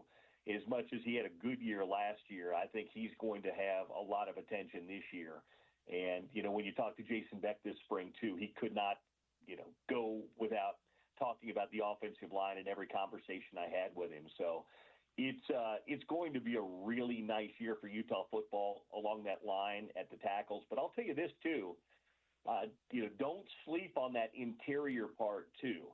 With Togiai and Mokafisi and Kump, those guys that are all upperclassmen with a lot of experience, I think it's pretty fair to say that if they play up to what the expectation is, it might be the best offensive line of the Kyle Whittingham era. And you try to not get too hyped up over things like this and not to read too much of your own press, but there is a difference between that and knowing your strengths. Now, there's an expectation among the fan base that this new offense is going to really be a new offense and is going to look different, and you're going to see all the new wrinkles, and it's going to be a little bit more exciting and recruit-friendly and whatever else. But if you have an offensive line like that and you're Kyle Whittingham, you're going to want to exploit it. You're going to want to, pin your ears back and just grind out some big drives and chew up some clock and things like that. Is there going to be an effort to, or is there right now, I should say, an effort to find the right amount of balance in that old school mentality that served Utah so well, and we shouldn't just dismiss it, and obviously ushering in a new era of offense? Well, Sean, let's not forget this. They ran for over 3,000 yards at New Mexico last year. Right. They had two 1,000-yard rushers, and one of them was the quarterback. The other one was a back named Eli Sanders. Nakiri Rogers, who's now with Utah, he was the third running option last year and averaged over 5 yards a carry, 74 carries, 382 yards, 5 touchdowns. They're bringing in a tailback from Washington State that was one of the best freshman running backs in the country a year ago. So, yeah, it's going to be a new-look offense. But if you think they're going to throw it 50 times a game, you're mistaken. Jason Beck's offense is very balanced. And you and I have talked about it. You've talked to Jason Beck. I've talked to Jason Beck. The one thing he always says is, I play to the strengths of my personnel. My offense is tailored to, it's flexible enough that I could play to my strengths. Well, right now, Sean, what is the strength of the Utah offense? Their offensive line, their quarterback, and their running back room. So that should tell you the running game will be a very big piece of what they do this fall. What is the appropriate level of concern with the wide receiver room in particular for Utah right now? Because it was already a question mark, and the transfer portal is open and closed, and so you know whose names are in there right now. And a lot of those guys are either committed already or starting to commit places. Now, I shouldn't say a lot of those guys. I looked today, there are still 1,000+ players in the transfer portal. But obviously when you're talking about the top targets, a lot of that, is kind of settling. So what's the appropriate level of concern for the wide receiver room? Well, I think there should be a little bit of concern. The one thing that Jason did tell me is he said, my offense can thrive without throwing the ball 50 and 60 yards down the field. He says, my offense is more a run after the catch offense anyway. So if Utah doesn't have that big outside home run threat, I don't think it's the end of the world. I think Jason Beck's offense is predicated a lot on getting guys into open spaces with routes and with the offense and letting them make plays after they catch the football. So I think they've got some guys on that roster that can do it. I'll be curious to see what they're able to add in the portal here. The portal giveth, the portal taketh away. But, yeah, there's not a lot of, big production numbers from the past there. Now, the good news is the guy we didn't see a lot in the spring because he was a little dinged up was Ryan Davis. He played in the offense a year ago, caught passes from Devin Dampier and was pretty productive there. And I think before that he was at UAB. So he's got a little production to him. We saw, Dadrian Zipper in limited form, Whittemore, who was pretty productive in a limited window at Mississippi State. So I think there's some guys there, but I think you would I think you would feel a little bit better if you came out of spring with, your hierarchy developed, but that's not the case. So they'll have to kind of settle that out in the fall. Voice of the Utes, Bill Riley, my guest here on the Sean O'Connell Show, talking all things Utah football for now. The NFL draft last weekend, you saw Caleb Lohner drafted by the Denver Broncos. That's something we've talked about all week. It's a really intriguing possibility for him after a year of collegiate football and a very strange stat line, 4 catches, 4 touchdowns, all that. How long do you think the leash is for Caleb Lohner to kind of figure out if he's truly an NFL tight end? Oh, well, the beauty of the NFL is, too, you've got the practice squad option. So I think the fact that the Broncos grabbed him, and I know this talking to people around Caleb, he had about 10 teams interested in him, Sean. Now, I think a lot of those teams were targeting him as a priority free agent. And so he knew he was going to end up with an NFL team. So I think Denver snagged him because I think they probably knew there were interest from some other teams as well. So I think Denver probably looks at Caleb and says, hey, if he can come in and give us something great, but otherwise he's an athlete. And he's 6'8", and he's 250 pounds, and he's fluid, and he runs. We're going to, worst case scenario, we're going to stick him on the practice squad and let him get acclimated to our offense and acclimated to another year of football. Because, again, that was his first year playing football since 7th or 8th grade. So I don't think that, I just think them drafting him, knowing that he had a lot of other interest from other teams, tells me they like him. Whether they like him next year to be part of it or the year after remains to be seen. We knew it wasn't going to be a banner year for Utah in the draft or any in-state school in the draft. The local universities ended up, as you're well aware, getting 2 guys drafted. One of those was Caleb in the 7th round. Jalen Royals from Utah State went in the 4th. And then even the undrafted free agent haul, if we want to call it that, I thought was smaller than what I expected. But one guy in particular I thought could be drafted. I thought Junior Tafuna, with his performance at the Senior Bowl and the Senior Bowl practices, more importantly, he ran well at the Combine. He showed great athleticism. I thought that he was going to be a guy that a team would take. Now, it was a very, very deep defensive tackle draft. Were you shocked to see Junior Tafuna not picked up in the draft? No, because I think when you're projecting guys as 6th or 7th rounders, if they don't get drafted, it's not wildly surprising. But I think Junior's going to land and, stick on a roster. I think Karene Reed, because Karene Reed's just a football player, I think he probably sticks on a roster. I think Zamiah Vaughn, just because he's such a good athlete and runs so well, will probably stick on a roster as well.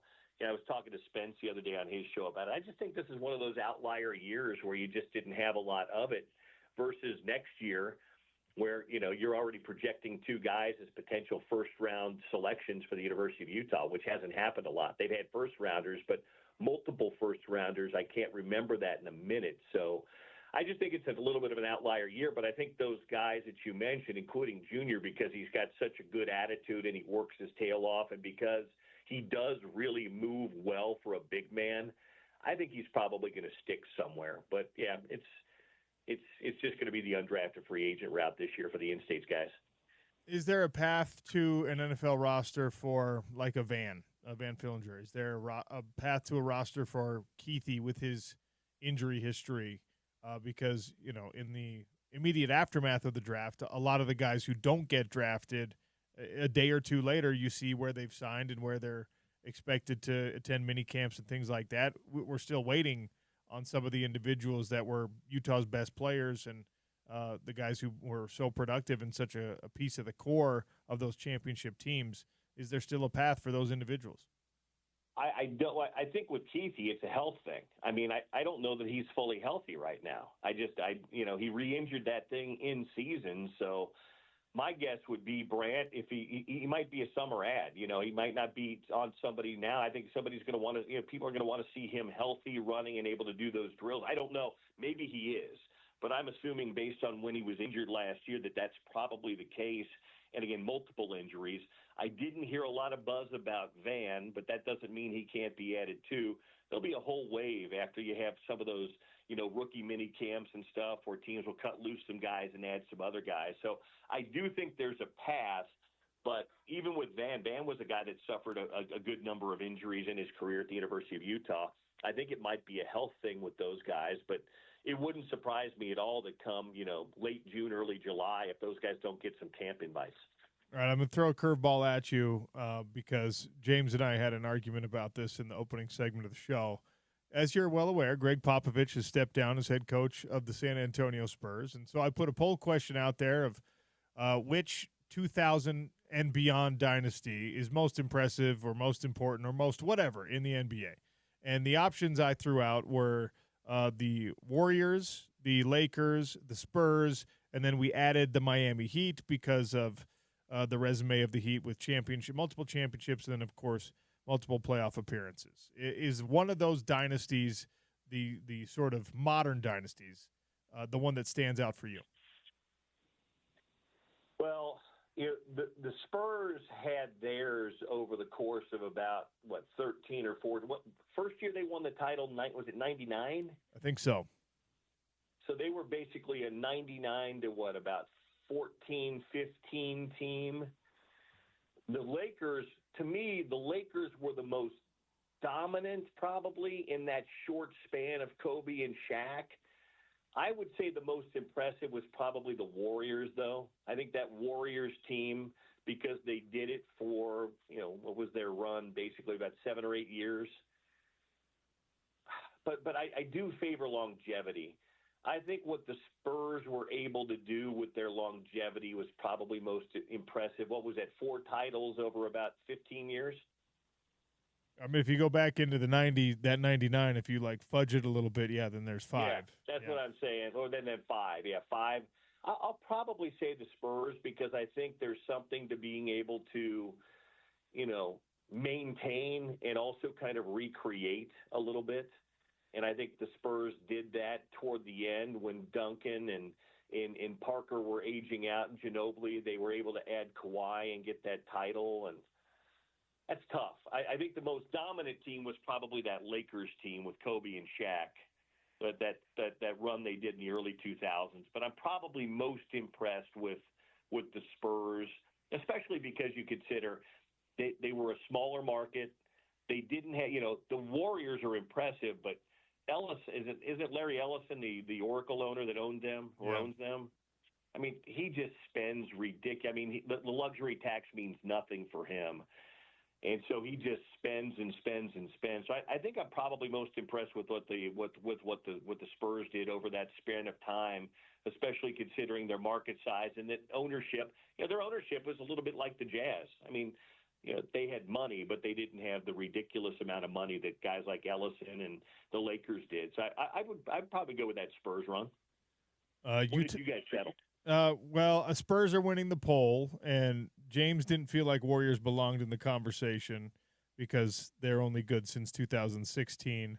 The Heat are getting absolutely no love at all. So I think that you're, you hold the popular vote there, Bill. I think that the Spurs are going to come out on top of this poll when it's all said and done.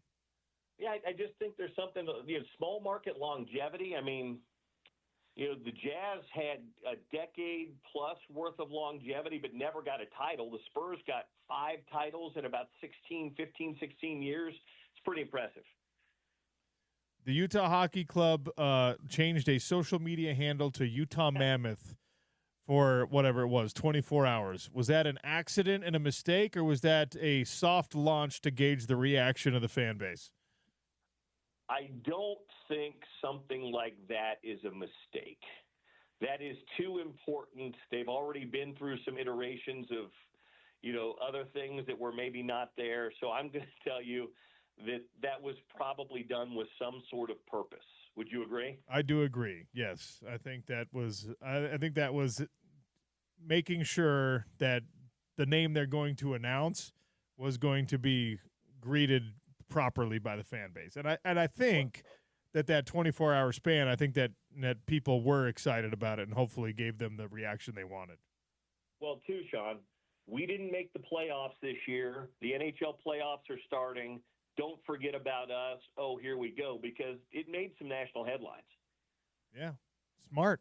I didn't even think about that angle. So they're playing chess. Everyone else is playing checkers. You love to see it. Go Mammoth. Bill, thanks for your time as always. All right, talk to you next week, Sean. That's Bill Riley, the voice of the Utes. A lot of buzz. Off-season buzz around a team, and Bill brings up that point, like with everything else going on in the playoffs and you're not in the playoffs, making sure that your name is out there. There's been 2 headlines that have kept Utah in the conversation NHL-wise. That one and this rumor that the Tampa Bay coach and Ryan Smith have such a close relationship that he may end up wanting to come and be the coach for the Utah Hockey Club. Now, one of the best coaches in recent memory in NHL as well. And this is, I'm only echoing he's what won cups smarter recently. Yeah. I'm not trying to sound like I'm an NHL historian when I say that. I'm echoing what people who are much smarter than me about hockey say about John Cooper. Like, they hold him in, if not the highest regard right now, very high regard among coaches in the league. So, but he signed a 1-year extension, and a lot of people were like, "Why only 1 year? Yeah, what's going on there?" And I didn't know he and Ryan Smith were supposedly close until this report. Here we go. Okay, am I really going to finally have to start golfing? Is Ryan Smith making all these friends on a golf course? How is he friends with Cooper? How is he friends with Dwayne Wade? Oh, okay, it was golf. So, like, is that really the answer? And I finally have to just bite that bullet and admit that all the people who've been telling me that for 20 years, hey, man, you get a lot of business done on a golf course. I just have to, like, actually embrace that? Can I become Ryan Smith's close friend and end up coaching the team? In the next tank year? Just, hey, we're going to put Will Hardy on ice. Dude, we're going to put our tank coach, our tank commander, Sean O'Connell in. My wife has volunteered for the job unofficially as well. She knows she doesn't know much about basketball, and she says that's why she's the perfect candidate. I would be better at being terrible as a coach than your wife, because the players would probably actually like want to succeed for her. I would find a way that they all hated me. I probably wouldn't even have to find a way. She said multiple times, "Sit down. You just scored 2 baskets in a row. We're not about that here. Sit down." That's tank time, buddy. All right. Big thanks to Bill Riley and Paul Pugmire for joining us. How about that? That's some producing by James Peterson. Just like 2 guests in one segment. All right, we've got some golf to give away coming up in about, we'll say 20 minutes. We'll do it right at the end of the show. Festival of Tees, powered by the Utah Golf Association and Mountain America Credit Union, hooking you up with golf to the best courses in the state and beyond on Down and Dirty right here on the Sean O'Connell Show and on the Drive with Spence Checketts. What's the update? What are we giving away today? Where are we going? It is 9 holes to 9 Nibley holes Park. at Nibley Park. Yeah. Shout out to Spence for correcting us and exposing us, both of us, as people who don't play golf. Yes. And yeah, I'm gonna blame that there was a typo on our internal messaging part. I'm gonna pass the buck. Okay. I'm not gonna take responsibility for that. You're not the boss right now, James. Oh, you're right. I can't pass the buck. No, you can. You can pass the buck. Oh yeah, as the boss. Like when you're like when you're the program director, Yeah. ultimately it all falls on you. I'm just executive producer right now. You're just a producer right now, so you can pass the buck. Yeah, It's whoever sent out the emails. Well done, sir. Way to pass that buck. Airing of grievances is next. 877-353-0700 at Real OC Sports. Tell me what's bothering you. Unburden yourself. Air your grievances. I've got one for you, and you will not be shocked to know that it is food-related. It's ESPN 700, 92.1 FM. Airing of grievances next on Utah's #1 sports talk.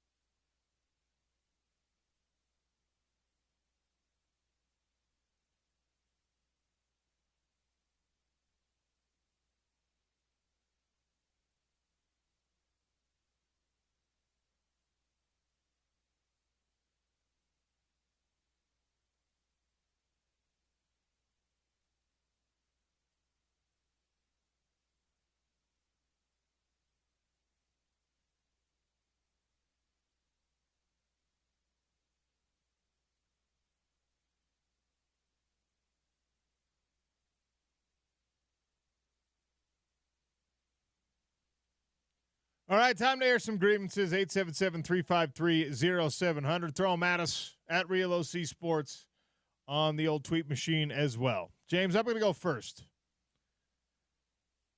One of the modern-day superpowers that I have developed as someone who travels frequently is I can sleep on airplanes. Wow. It's great. It's the only reason why. Unicorn. I'm looking at a unicorn.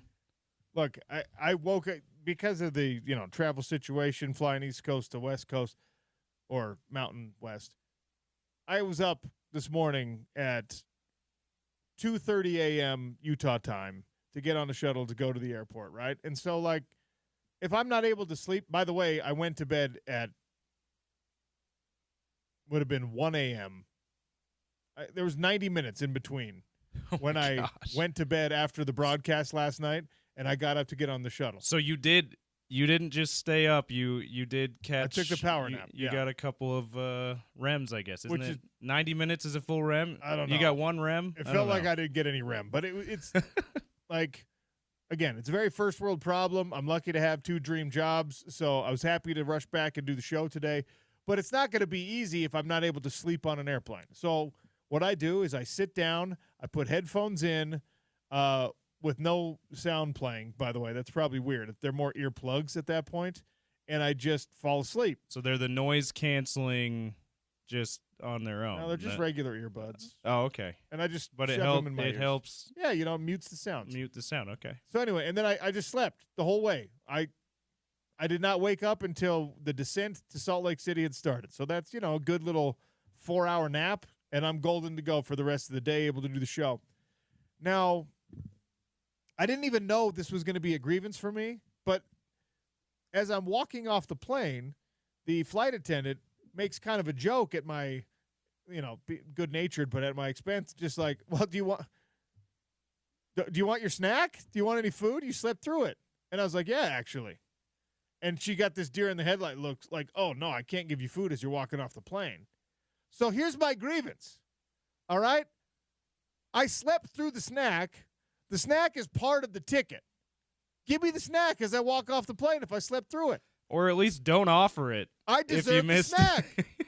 I paid for the snack. All right? It's part of the ticket, James. Give me that granola bar. Give me the Biscoff cookie. Give me the miniature bag of Sun Chips, whatever. Give me my snack as I'm walking off the plane. And you know what? I would also like a Diet Coke. Yeah, the whole can, please. Thank you. She was clear. She probably wonderful at her job. I was asleep. I don't know if she was or not. But that's a grievance I want to air. If you sleep through the service on an airplane, you should still get whatever you were due. If you're in first class, you get the full meal. If you're all the way in the back of the plane, you get the pretzels, whatever. That's part of the ticket. That's part of the experience. I slept. I still want it. Grievance.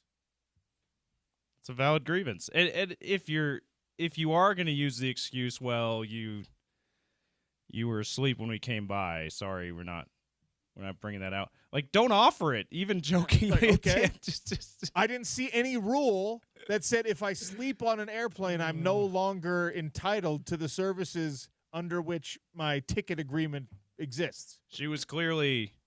It sounds like she was clearly trying to be personable with you. So that's what she wasn't really offering it, but it's still, to you, that probably sounded like an offer. Well, like, because I woke up and I was hungry, right? And she's like, "Oh, you missed out. You slept through your snack. Do you want it?" And I was like, "Yeah, can I have it?" And just the look of abject terror on her face.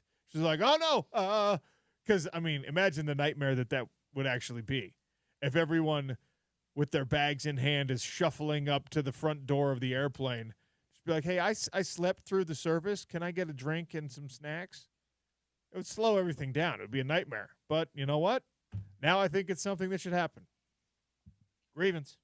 So my grievance is a callback to earlier. Okay. I think you can guess. 0% for the Heat, people.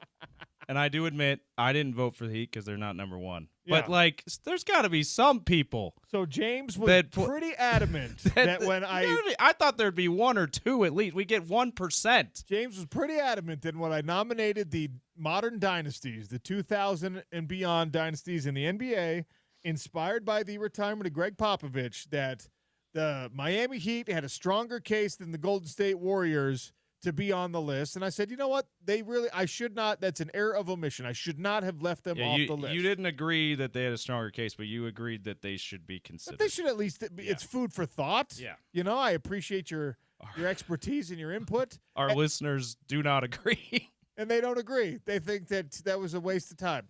Oh, man. Yeah. No Dwayne Wade fans around here? I guess not. No Dwayne Wade fans? They don't like his tomfoolery. Man. No love for ownership group around here for the Utah Jazz. Okay. Sorry, fine. bud. All right, fine. Other grievance comes from a texter, as a bunch of texters chimed in, helping me out when I couldn't think of corn pops when we were thinking of Popmore, Mount Popmore, an ode to your radio buddy in San Francisco, right? Yeah. Which I appreciate them, but then one of them he called me an idiot, and then the cereal, and then but also said the cereal is Pops. So he called me an idiot while also not giving me the right name. Yeah, no, like the largest word on the box is Pops, but they're actually called Corn Pops. Oh, so grievance back at you, buddy. So grievance at him, but also thank you for giving me a good laugh right now. But also that's fantastic. Yeah. Can I air a grievance with a guy that you absolutely love? Okay. Bill Belichick. Yeah. My grievance with Bill Belichick is that he's allowing this relationship with, like, good for you, buddy. You found some attractive 20-something-year-old to hang out with in your golden years, your retirement years. If that's the way you want to live your life, I'm not here to judge you. But we are not getting the North Carolina Hard Knocks because of it. Yeah. Producers were so put off by her ridiculous demands and her meddling. You shouldn't have anything to do with it, Jordan Hudson. All right? That now we're not going to get the college football version of Hard Knocks that was so exciting. Now, move on and do it with another team, but it would have been awesome to see at North Carolina under Bill doing this like pro/college hybrid experiment. And I'm not going to blame her. All right? My grievance is not with her.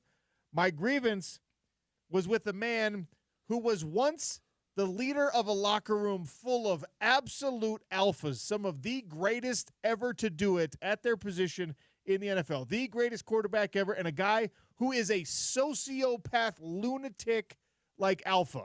Tom Brady is the king, you know what. And somehow Bill Belichick is just like letting this girl boss him around. That's on you, Bill. All right? I'm not airing the grievance against Jordan Hudson. I'm airing it against Bill. Grievance. Do not let a woman control your life when you're this far into it, bud. Yeah. She's just doing what you've empowered her to do. Exactly. We can't be too upset. I mean, you would hope that she'd be better at the job that you have given her. I mean, that's a fair criticism. Like she's messing up his CBS Sports interview and interrupting and things like that. Guess who should not even be there in the room while you're doing the interview, Bill? That's on you, pal. Yeah. Like, she should, if you're going to give her a job that important, you should ensure that she knows what she's doing and is competent at it. So that's a fair criticism for her. But Bill's the one who knows better. Bill's the one who empowered her to be able to be his head of PR. And that's just, way better than to do that, Bill. Like, you're a 6-time Super Bowl winning head coach. Before that, you won multiple Super Bowls as a defensive coordinator for like 2 decades before that as well. Like, better than to do that, than to give your girlfriend a job that she's not qualified for. Clearly. Give it to someone who's qualified to do it, right? Like, I also have a grievance, if I may, on sports dads, in professional sports dads in particular. All right. You heard about the Tyrese Halliburton thing. He's now John Halliburton, Tyrese's dad. The update on this, since we talked about it last with Scott Mitchell and I talked about it last, was he's been banned from future Pacers games because of his on-court altercation with Giannis. Yeah.